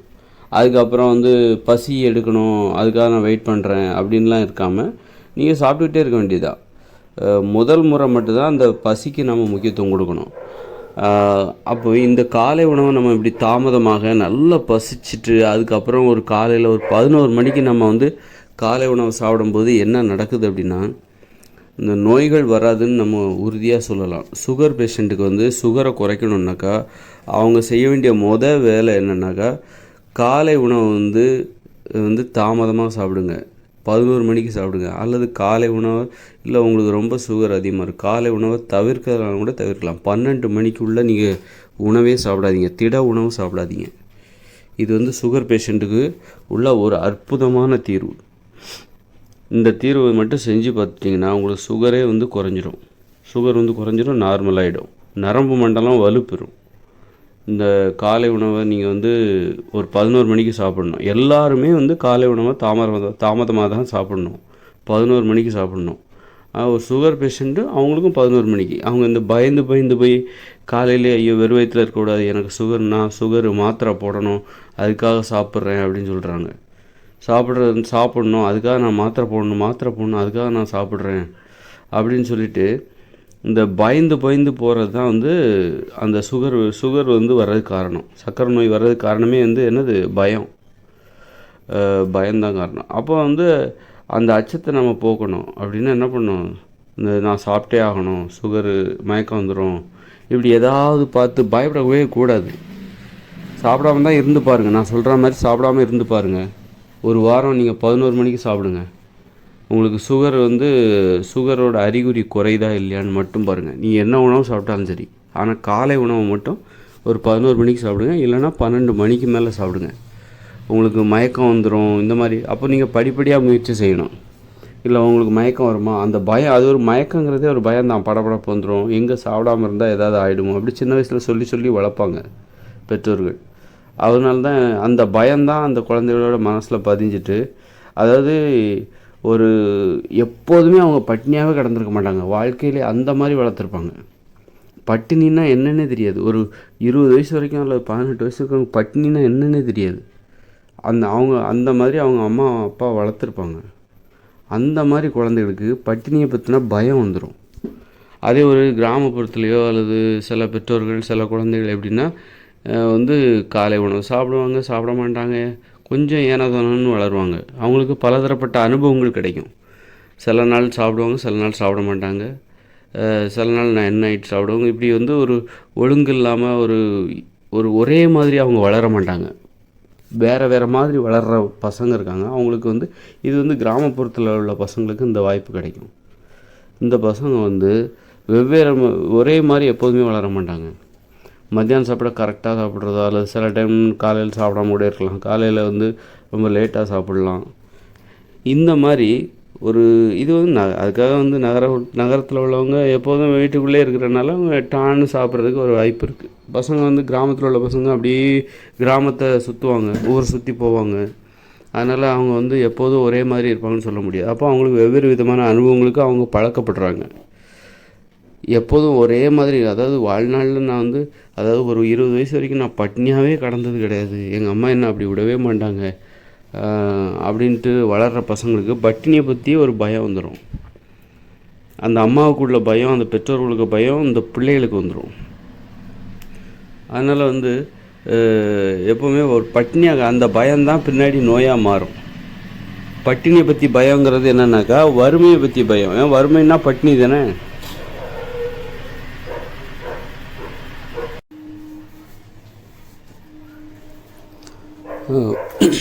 வறுமையில் தான் வந்து பட்னியாக கிடப்பாங்க. அப்போது வறுமையை பற்றின பயம் வந்து யாருக்கு இருக்குன்னா வாழ்நாளில் பட்னியே கிடக்காமல் வளர்கிறாங்க பாருங்கள், அவங்களுக்கு இந்த வறுமையை பற்றின பயப்படுவாங்க. வறுமையை பார்த்து நடுங்குவாங்க அப்படி. ஏன்னா வறுமைன்னா என்ன, ஏழ்மைன்னா என்ன, பட்னி கிடக்கிறது தான். உணவு இல்லாமல் பட்னி கிடக்கிறது தான். உங்கள்கிட்ட அப்போது இந்த வறுமையை பற்றின பயத்தை போக்கணும், ஏழ்மையை பற்றின பயத்தை நீங்கள் போக்கணும். உங்கள்கிட்ட எவ்வளோ வேணாலும் பணம் இருக்கலாம், ஆனால் இப்போ வறுமையை பற்றின பயம் உங்களுக்கு இருக்கக்கூடாது. அப்படின்னா ஏழ்மை வந்தால் என்ன பண்ணுறது, ஏதோ வந்து செத்து போகிற மாதிரி நடுங்கிறது, ஏதோ பெரிய அழிவு வந்துட்டா மாதிரி நடுங்கிறது, பயப்படுறது, இதெல்லாம் போக்கணுன்னா என்ன பண்ணால் பட்னி கடந்து பழகினாலே போதும். உங்கள்கிட்ட எவ்வளோ நீங்கள் உலகத்துலேயே மிகப்பெரிய கோடீஸ்வரராக இருக்கலாம், ஆனால் உங்களுக்கு வறுமையை பற்றின பயம் இருக்கக்கூடாது. வறுமையை பார்த்து நீங்கள் பீதி அடையக்கூடாது, பயப்படக்கூடாது, நடுங்கக்கூடாது. ஏழ்மையை பார்த்து நடுங்கக்கூடாது. நம்ம எங்கே ஏழை ஆகிடுவோமோ, வறுமை நிலைக்கு தள்ளப்பட்டு விடுவோமோ அப்படின்னு சொல்லிட்டு நடுங்கக்கூடாது, பயப்படக்கூடாது. அதுக்கு ஒரே வழி என்னென்னா பட்னி கிடக்கணும். உண்ணாவிரதம் தான். உண்ணாவிரதம் வந்து பழகிட்டிங்கன்னா உங்களுக்கு வறுமையை பற்றின பயம் போயிடும், ஏழ்மையை பற்றின பயம் போயிடும். அதாவது ஆக்கப்பூர்வமான பயம் வரும். அழிஞ்சு போகிற மாதிரி நீங்கள் போயிட மாட்டீங்க, நடுங்க மாட்டீங்க. சரி வந்தால் பார்த்துக்கலாம் அப்படிங்கிற மாதிரி, அந்த மாதிரி பயம். ஏன்னா பட்னி ஏழ்மையாக இருந்தால் என்ன பண்ணுவீங்க, பட்னி கிடக்க வேண்டிய வாய்ப்பு வரும். வறுமையாக இருந்தால் பட்னி கிடக்க வேண்டிய வாய்ப்பு வரும். இப்போ பட்னி கிடக்கிற அனுபவம் உங்களுக்கு இருந்ததுன்னா, உங்கள்கிட்ட எவ்வளோ நிறைய பணம் இருந்தாலும் பட்னி கிடக்கிற அனுபவம் வந்து உங்களுக்கு இருந்ததுனாக்கா உங்களுக்கு நீங்கள் வறுமையை பற்றிலாம் நீங்கள் பயப்பட மாட்டீங்க. வறுமைன்னா என்ன, பட்னி கிடக்கிறதுனே, அது நான் சும்மாவே இருப்பேனே அப்படின்னு நினச்சிட்டு உங்களுக்கு அந்த தைரியம்லாம் வரும். அப்போது இந்த சுகர் பேஷண்ட்டு, இந்த நோயெல்லாம் வர்றதுக்கு காரணம் வந்து இவங்களுக்கு இந்த மாதிரியான பயம்தான். வாழ்க்கையை பற்றி பயப்படுறது, ரொம்ப பயப்படுறது. நல்லா பார்த்திங்கன்னா உடம்புல நோய் இருக்கிறவங்களுக்கு ரொம்ப பயம் இருக்கும், சந்தேகம் இருக்கும், யாரையும் நம்ப மாட்டாங்க. ஆக இந்த மாதிரியான அச்சங்கள் தான் இவங்களுக்கு வந்து நோயாக மாறுது. அதனால் இவங்க அந்த அச்சத்துலேருந்து விடுபடணும். அப்படின்னா வாழ்க்கையை பற்றின அச்சத்துலேருந்து விடுபடணுன்னா, வாழ்க்கையில் நம்ம வந்து மிகப்பெரிய அச்சமாக எதை நினைப்போம்னா வறுமை நிலையும் ஏழ்மை நிலையும் தான் நம்ம நினைப்போம். அப்புறம் மரணத்தை பற்றி அச்சம். ஒன்று மரணம், அப்புறம் வந்து எங்கே வறுமை நிலைக்கு போயிட்டோன்னா அப்புறம் மரணம், அவ்வளோதான், முடிஞ்சு போச்சு வாழ்க்கை. ஏழ்மை நிலைக்கு போயிட்டோன்னா அப்புறம் மீண்டு வர முடியாது அப்படின்னு நினைக்கிறதா, இல்லை வறுமை நிலையவே ஒரு மரணமாக நினைக்கிறது. அப்புறம் வந்து பொதுவாக ஒரு மரணம் நோயினால் அதுக்கப்புறம் அந்த பயம் வந்து என்ன ஆகும் அப்படின்னாக்கா, அப்புறம் வந்து வறுமை பற்றின பயம், ஏழ்மை பற்றின பயம். அதனால என்ன பண்ணுறது, ஒரு டென்ஷனோட ஒரு பணத்தை தேடி போகிறது, வந்து அப்புறம் வந்து நேர்மை இல்லாமல் இருப்பாங்க. ஏன் நேர்மை இல்லாமல் இருக்கிறாங்க, ஏன் லஞ்சம் வாங்குறாங்க, ஏன் மற்றவங்கள ஏமாத்துறாங்க, பயம், ஏழ்மையை பற்றின பயம், வறுமையை பற்றின பயம். வறுமையை வந்து பார்த்து பயப்படுறாங்க, நடுங்குறாங்க, அஞ்சுறாங்க, பயந்து ஓடி எப்படியாவது பணத்தை சேர்த்துடணும், இல்லைன்னா வறுமை வந்து நம்மளை சாகடிச்சிடும், ஏழ்மை வந்து நம்மளை சாகடிச்சிடும் அப்படின்னு நினச்சிட்டு அவங்க என்ன பண்ணுறாங்க, வந்து பணத்தை வந்து முறைகேடான வழிகளில் தேடுறதுக்கு முயற்சி பண்ணுறாங்க. அப்போது இந்த பணத்தை பற்றின அச்சத்தை போக்கணும் அப்படின்னா, பணத்தை பற்றின ஒரு நடுக்கத்தையும் பீதியையும் போக்கணும், ஏழ்மையை பற்றின பீதியை போக்கணும் அப்படின்னா முதல்ல பட்னி கடந்து பழகணும். பட்னி கடந்தாலே வந்து வாழ்வின் இன்னொரு பக்கம் புரியும். மனம் வந்து ஒரு சமநிலையில் இயங்க ஆரம்பிக்கும். மனசுக்கு வந்து தேவையில்லாத அச்சம், நடுக்கம், பீதி இதெல்லாம் போய்டும். அதனால் வந்து சுகர் பேஷண்ட்லாம் இருக்கிறவங்க ஒரு காலையில் 11 மணிக்கு காலை உணவை சாப்பிடுங்க. அப்புறம் வந்து மத்தியானமும் சாப்பிடப்படாது. அப்புறம் வந்து 12 மணிக்கு மேலே தான் நீங்கள் காலை உணவு சாப்பிடணும். அப்புறம் வந்து என்ன பண்ணணும்னா உண்ணாவிரதம் இருந்து பார்க்கணும், படிப்படியாக உண்ணாவிரதம் இருந்து பார்க்கணும். இப்போ மயக்கம் வருதா, அதெல்லாம் ஒரு அச்சம்தான், பயம்தான். அது சும்மா அது ஒரு அச்சுறுத்தல், நாமளாக ஒரு பிரம்ம. அதுலேருந்து நம்ம விடுபடணும். அப்படின்னா இப்போ வழக்கமாக வந்து எனக்கு காலையில் சாப்பிட்ணுன்னா மயக்கம் வரும் அப்படின்னு சொல்கிறாங்களே, அவங்க காலைல எத்தனை மணிக்கு சாப்பிடுவாங்க? 8 மணிக்கு சாப்பிட்றாங்கன்னு வச்சுக்கோங்க. ஒரு 5 நாளைக்கு 9 மணிக்கு சாப்பிட்ணும், அல்லது 8:30க்கு சாப்பிட்ணும் 5 நாளைக்கு. அடுத்த 5 நாளைக்கு திரும்பவும் 8 மணிக்கு சாப்பிட்ணும். அதுக்கு அடுத்த 5 நாளைக்கு 9 மணிக்கு சாப்பிட்ணும். காலையில் 9 மணிக்கு காலை உணவு சாப்பிட்ணும் ஒரு 5 நாளைக்கு. அதுக்கப்புறம் திரும்ப அடுத்த 5 நாள் வந்து ஒரு 8:30க்கு சாப்பிட்ணும். அதுக்கு அடுத்த 5 நாளைக்கு 9:30க்கு சாப்பிட்ணும் காலை உணவை. அதுக்கு அடுத்த 5 நாளைக்கு மீண்டும் காலையில் 8 மணிக்கு சாப்பிட்ணும். அதுக்கு அடுத்த 5 நாளைக்கு காலையில் 10 மணிக்கு காலை உணவை சாப்பிட்ணும். அதுக்கு அடுத்த 5 நாளைக்கு காலையில் 9 மணிக்கு ஒரு காலை உணவு சாப்பிட்ணும். அதுக்கு அடுத்த 5 நாளைக்கு காலையில் 10:30க்கு சாப்பிட்ணும். அதுக்கு அடுத்த 5 நாளைக்கு மீண்டும் 9 மணிக்கு சாப்பிட்ணும். அதுக்கு அடுத்த 5 நாளைக்கு காலையில் 11 மணிக்கு சாப்பிட்ணும். இந்த மாதிரி பயிற்சி எடுத்து காலை உணவு சாப்பிட்ற நேரத்தை அதிகப்படுத்திக்கிட்டே போகணும். ஒரு 11 மணிக்கு, ஒரு கட்டத்தில் 12 மணிக்கு போயிடணும். 12 மணிக்கு தான் காலை உணவை சாப்பிட்ணும். அந்த மாதிரி ஒரு 5 நாளைக்கு பயிற்சி எடுக்கணும். அப்புறம் அப்படியே அதிகப்படுத்திட்டு முழு நாளும் 24 மணி நேரமும் உண்ணாவிரதம் இருக்க பழகணும். ஏதாவது திரவ உணவை சாப்பிட்டுட்டு இந்த மாதிரி உண்ணா நோன்பு இருந்துட்டாலே உடம்பில் உள்ள அனைத்து நோய்களும் குணமடைந்து விடும். அப்படின்னா உண்ணா நோன்பு இருந்தால், உண்ணாவிரதம் இருந்தால் வந்து உடம்பில் உள்ள அனைத்து நோய்களும் குணமாகிவிடும் என்றால், அதனால தான் நான் சொல்கிறேன், காலை உணவை நீங்கள் தாமதமாக சாப்பிடுங்க. காலையில் அது ஒரு உண்ணாவிரதம் தானே. 11 மணி வரைக்கும் உண்ணாவிரதம் தானே. காலை உணவு 11 மணிக்கு நம்ம சாப்பிட்றோம் அப்படின்னா, அப்போ அந்த 11 மணி வரைக்கும் நம்ம உண்ணாவிரதம் தானே இருக்கிறோம். நான் ஒரு நாள் ஃபுல்லாக உண்ணாவிரதம் இருக்க பழகுனீங்கன்னா, ஒரு வாரத்தில் ஒரு நாள் ஃபுல்லாக உண்ணாவிரதம் இருந்தீங்கன்னா உங்கள் உடம்புல உள்ள நோயெல்லாம் குணமாயிடும். அப்போது இந்த பட்னி கிடக்கிறதுங்கிறதுல, பட்னி கிடக்கிறது ஒரு அற்புதமான ஒரு மருத்துவம். உங்களை வந்து புதுப்பிச்சுக்கிறதுக்கு தகுந்த மாதிரியான ஒரு அற்புதமான மருத்துவம். அதனால் வந்து எப்போவுமே வந்து காலை உணவு தாமதமாக சாப்பிடுங்க. வாரத்தில் ஒரு நாள் பட்னி கிடங்க. தகாத உணவுகளை சாப்பிடாம, உணவில் ஒரு கட்டுப்பாடு இருக்கணும். இந்தந்த உணவில் சாப்பிடக்கூடாது, இந்த எல்லா உணவுலையும் சாப்பிடக்கூடாது. மலிவான உணவுகளுக்கு அடிக்ட் ஆகக்கூடாது. உடலுக்கு நோய் ஏற்படுத்துகிற அப்புறம் வந்து உடம்புல நாம் சாப்பிடக்கூடிய உணவில் ஒரு 70% உயிருள்ள உணவுகளை சாப்பிடணும். செத்துப்போன உணவுகளுக்கு ஒரு 30% தான் இடம் கொடுக்கணும். செத்துப்போன உணவுங்கிறது எது? சமைச்சு நெருப்பில் சமைச்சு சாப்பிட்றோம்ல, அதுதான் செத்துப்போன உணவு. உயிருள்ள உணவுகளை 70% சாப்பிடணும். அப்போ தான் அந்த மூச்சு வாங்குகிற பிரச்சனைலாம் இருக்காது. எனக்கு இருந்தது மூச்சு வாங்குகிற பிரச்சனை. ரொம்ப கவலைப்பட்டேன். எப்படி இதை குணப்படுத்துறது எனக்கே தெரில. ரொம்ப கஷ்டப்பட்டேன். அப்படியே உணவு முறையை மாற்றினேன். நான் அடிக்கடி உணவு முறையை மாற்றிட்டே இருப்பேன். உடல் பருமன் அப்பப்போ அதிகமாகிட்டே இருக்கும். திரும்ப குறைப்பேன், திரும்ப அதிகமாகும். இந்த அதிகமாகும்போது என்ன ஆகுன்னா, நான் நிறைய சாப்பிடுவேன். இந்த வழக்கமாக சோறு, சாம்பார், இந்த மாதிரி தோசை, இட்லி அப்படின்னு சொல்லிட்டு எல்லா மக்கள் மாதிரியும் நான் சாப்பிட்டுட்ருப்பேன். அந்த மாதிரி நேரத்தில் தான் உடல் பருமன் அதிகமாகி எனக்கு மூச்சு வாங்குகிற பிரச்சனை வந்தது. 80 கிலோ வந்துட்டேன். வேறு வழியே இல்லை. இப்போ எனக்கு குறைச்சே ஆகணும். அப்போ மூட்டுலாம் பார்த்தா நடக்கிறதுக்கே பயமாக இருக்கும், ஓடுறதுக்கெலாம் பயமாக இருக்கும். எங்கே அந்த மூட்டு விலகிடுமோ, உடம்போட வெயிட்டு தாங்காமல், அந்த பயம் இருக்கும். அதனால் கவனமாகவே நடப்பேன். கடைசியில் இப்போ உடம்பு குறைச்சே ஆகணும், உணவு முறையே மாற்றி ஆகணும். அப்போ வந்து உண்ணா நோன்பை கையில் எடுத்தேன். நான் சாப்பிட்ற அரிசி, சாதம், இட்லி, தோசை, பூரி, பொங்கல் இந்த மாதிரி ஐட்டத்தை சாப்பிட்றத நிறுத்தினேன். அப்புறம் பழங்கள் அதிகமாக சாப்பிட்டேன். அப்படியே எனக்கு இந்த மூச்சு வாங்குகிற பிரச்சனையே போயிடுச்சு. இந்த மாதிரி ஏதாவது வீடியோ போட்டேனாக்கா முதல்லலாம் வந்து இந்த உணவு முறையை மாற்றுறதுக்கு முன்னாடி, அதாவது சாதம், பொங்கல், பூரி, இட்லி, தோசை இது மாதிரி சாப்பிட்டுட்டு இருந்தப்போ எனக்கு இந்த மாதிரி வீடியோ போடும்போது பேசவே முடியாது. பயங்கரமாக மூச்சு வாங்கும். அது காலையில் தூங்கி எழுந்திரிச்சப்போ எனக்கு அப்போ வந்து ஒரு 7-8 மணி நேரம் தூங்கிட்டு எழுந்தப்போ எனக்கு அந்த மாதிரி மூச்சு வாங்குகிற பிரச்சனை இருக்காது. ஆனால் நைட்டு சாப்பிட்ட உடனே எனக்கு மூச்சு வாங்கும், பயங்கரமாக மூச்சு வாங்கும். இப்போ வந்து மூச்சு வாங்குகிற பிரச்சனை எப்போதுமே எனக்கு இல்லை. நான் உணவு முறையை மாற்றுற உடனே நான் ஒரு 70% உணவு வந்து ஒரு 75% உணவு வந்து இப்போ உயிருள்ள உணவுகள், அதாவது பழங்கள், காய்கறிகள், இந்த மாதிரி வேர்க்கடலை இந்த மாதிரி சாப்பிட்டுட்ருக்கேன். வேர்க்கடலையை தண்ணியில் ஊற வச்சு சாப்பிட்டுட்ருக்கேன். அப்புறம் முட்டை சாப்பிட்றது உண்டு, அப்புறம் பால் சாப்பிட்றது உண்டு. ஆனால் அதிகமாக வந்து உயிருள்ள உணவுகளை சாப்பிட்டுட்ருக்கேன், அதாவது காய்கறிகள், பழங்கள். இப்போ மூச்சு வாங்குகிற பிரச்சனை எங்கே போச்சுன்னே தெரில. ஆக எல்லா பிரச்சனைக்கும் நம்மளுடைய செயல் தான் காரணம். அதனால் வந்து நம்ம உணவு முறையை மாற்றணும். அப்புறம் வந்து பட்னி கிடக்கணும். பட்னி கிடக்கிற ஒரு முறையை வந்து நம்ம வாழ்க்கையோடு இணைக்கணும். அதுதான் வந்து நமக்கு வந்து இந்த சுகர்லேருந்து ஈஸியாக வெளியே வந்துடலாம். நீங்கள் பட்னி கிடக்கிறதுக்கு பழகிட்டிங்கனாலே சுகரை எளிதாக குணப்படுத்திடலாம். உங்கள் உடம்புல சுகரே இருக்காது. உங்கள் உணவு முறையை மாற்றுங்க. இந்த அரிசி சோறு இதெல்லாம் வந்து நிறுத்திடுங்க.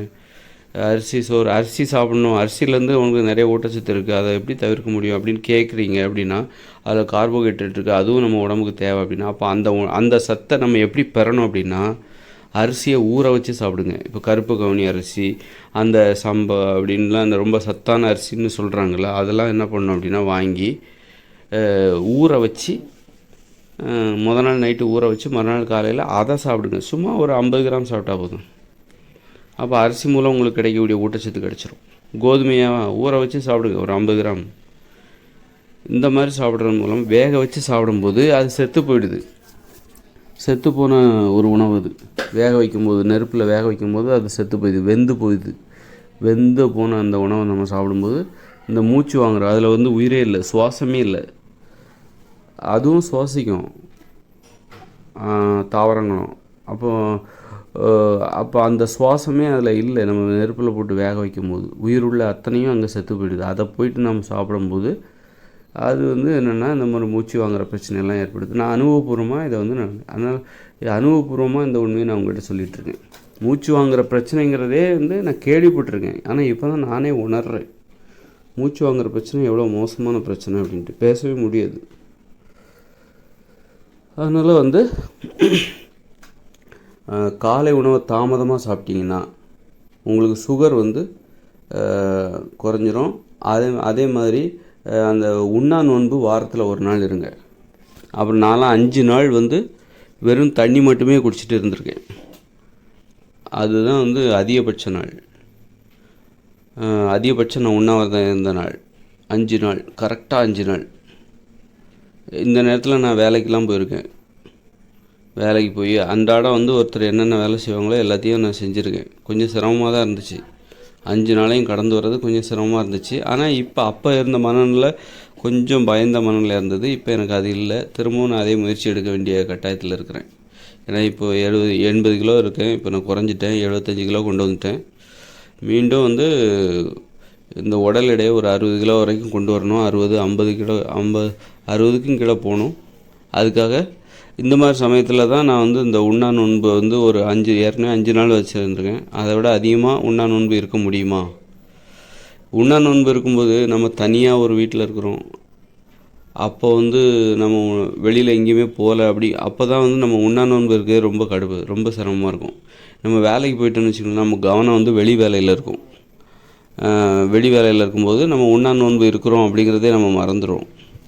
அப்போ வந்து நேரமும் ஈஸியாக போகும். அது ரொம்ப ஈஸியாக அப்போ வந்து வேலை செஞ்சுட்டே உண்ணாவிரதம் இருக்கணும். அப்போ அதுதான் வந்து ரொம்ப சரியாக இருக்கும். இன்னும் அதிகமான நாட்கள், ஏற்கனவே 5 நாள் தண்ணி மட்டுமே குடிச்சிட்டு உண்ணாவிரதம் இருந்திருக்கேன். இந்த தடவை இன்னும் கொஞ்சம் அதிக நாள் இருக்க முடியுமான்னு பார்க்கணும். அதோட உடல் எடையும் குறைஞ்சிரும். இனிமேல் வந்து உடம்பு ஏற விடக்கூடாது. அந்த ஒரு கட்டுப்பாடான உணவு முறையை வந்து தொடர்ந்து கடைபிடிக்கணும் அப்படின்னு நான் முடிவு செஞ்சுருக்கேன். அதனால் காலை உணவை தாமதமாக உண்ணுவது என்பது உடலில் உள்ள அத்தனை நோய்களையும் குணப்படுத்துவதற்கான ஒரு அற்புதமான ஒரு நடைமுறை. அப்புறம் வந்து காலை உணவை தாமதமாக உண்ணணும். அப்புறம் வந்து உணவு வாரம் ஒரு முறை உண்ணாவிரதம் இருக்கணும். நீங்கள் வந்து சோறு, இட்லி, தோசை இதெல்லாம் சாப்பிட்டு உங்களால் காலை உணவை தாமதமாக உண்றது ரொம்ப கஷ்டம். ஏன்னா இந்த உணவு எல்லாமே உங்களை அடிமைப்படுத்தி வச்சுருக்கும், உங்களை பலவீனப்படுத்தி வச்சுருக்கும், உங்களை பயமுறுத்தி வச்சுருக்கும். இந்த சாதம், சாம்பார், வத்த குழம்பு, அப்புறம் தோசை, பூரி, பொங்கல், சப்பாத்தி, இடியாப்பம் இந்த மாதிரி நீங்கள் சாப்பிட்டீங்கன்னா இது உங்களை வந்து அடிமைப்படுத்தி வச்சுருக்கும். தலையில் 2 போட்டு உட்கார்றா அப்படிங்கிற மாதிரி.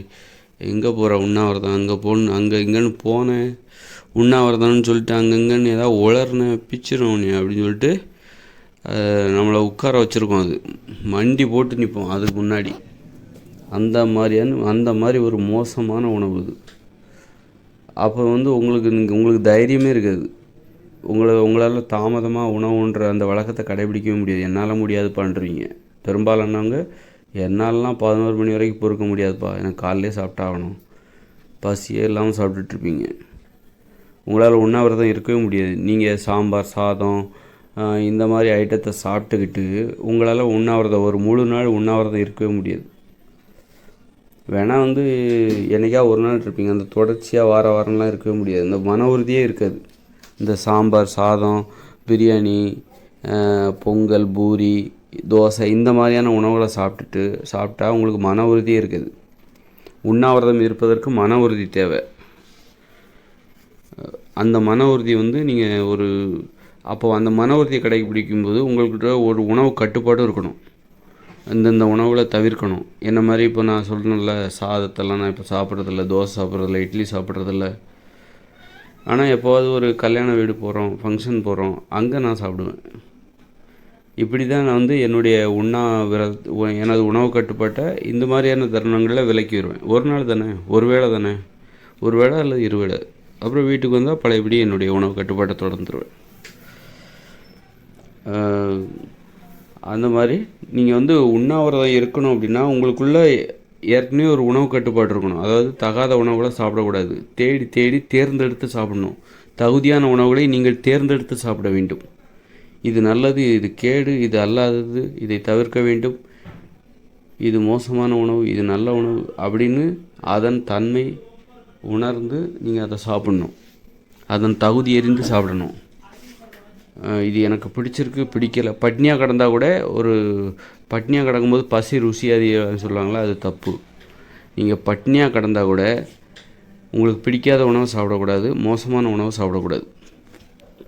உடம்புக்கு கேடு விளைக்கிற உணவு உங்களுக்கு பிடிச்சிருக்கலாம், ஆனால் அது சாப்பிடக்கூடாதுன்னு முடிவெடுத்துட்டு இருப்பீங்க.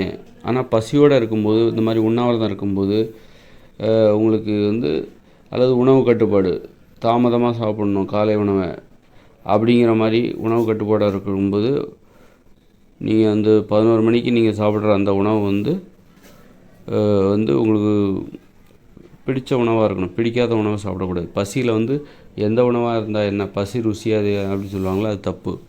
பசித்தாலும் நமக்கு பிடிக்காத உணவை நம்ம சாப்பிடவே கூடாது. அதாவது பட்னி கிடந்தால் கூட பட்னி கிடப்பாங்க, அப்போ ஒரு உணவு கொடுக்குறாங்கன்னு வச்சுக்கோங்க. உங்களுக்கு பிடிக்காத உணவை யாராவது கொடுக்குறாங்க அப்படின்னா நீங்கள் பட்னி தான் கிடக்குறீங்க. உங்களுக்கு பிடிக்காத உணவு கொடுத்தாலும் நீங்கள் அதை வாங்கி சாப்பிடக்கூடாது. அந்த அளவுக்கு பிடிக்காத உணவு மீது ஒரு தெளிவான வெறுப்பு அதை வந்து உறுதியாக பற்றி கொள்ள வேண்டும். பிடிக்காத உணவுகளை எப்போவுமே தவிர்த்துருங்க. பிடித்த உணவுகளை சாப்பிடுங்க. அது நல்ல உணவு, உடலுக்கு நன்மை பயக்கிற உணவு. அந்த மாதிரி காலை உணவை தாமதமாக சாப்பிட வேண்டும். நான் இந்த பள்ளிக்கூடம்லாம் சொன்னேன். பள்ளிக்கூடத்தில் வந்து எப்படி இருக்கணும், அங்கே பகிர்ந்து உண்ணக்கூடாது, மாணவர்களே பகிர்ந்து உண்ணக்கூடாது, மாணவர்களே ஒருத்தர் தொடக்கூடாது அப்படின்னு நான் சொன்னேன். பள்ளிக்கூடத்தில் எப்படியெல்லாம் நடந்துக்கணும் அப்படின்னு சொல்லிட்டு நான் வந்து இன்னொரு வீடியோ போடுறேன். இந்த வீடியோவை இத்துடன் முடித்துக்கொள்கிறேன். தொடர்ந்து நான் பேசுகிற எல்லா விஷயங்கள்லையும் நான் சொல்கிற எல்லா விஷயம் சுற்றி வளர்ச்சி எல்லாம் வந்துக்கிட்டு தான் இருக்கும். ஒன்றோட ஒன்று தொடர்புடையதாக இருக்கும். இந்த வீடியோ இத்துடன் முடித்துக்கொள்கிறேன். நன்றி.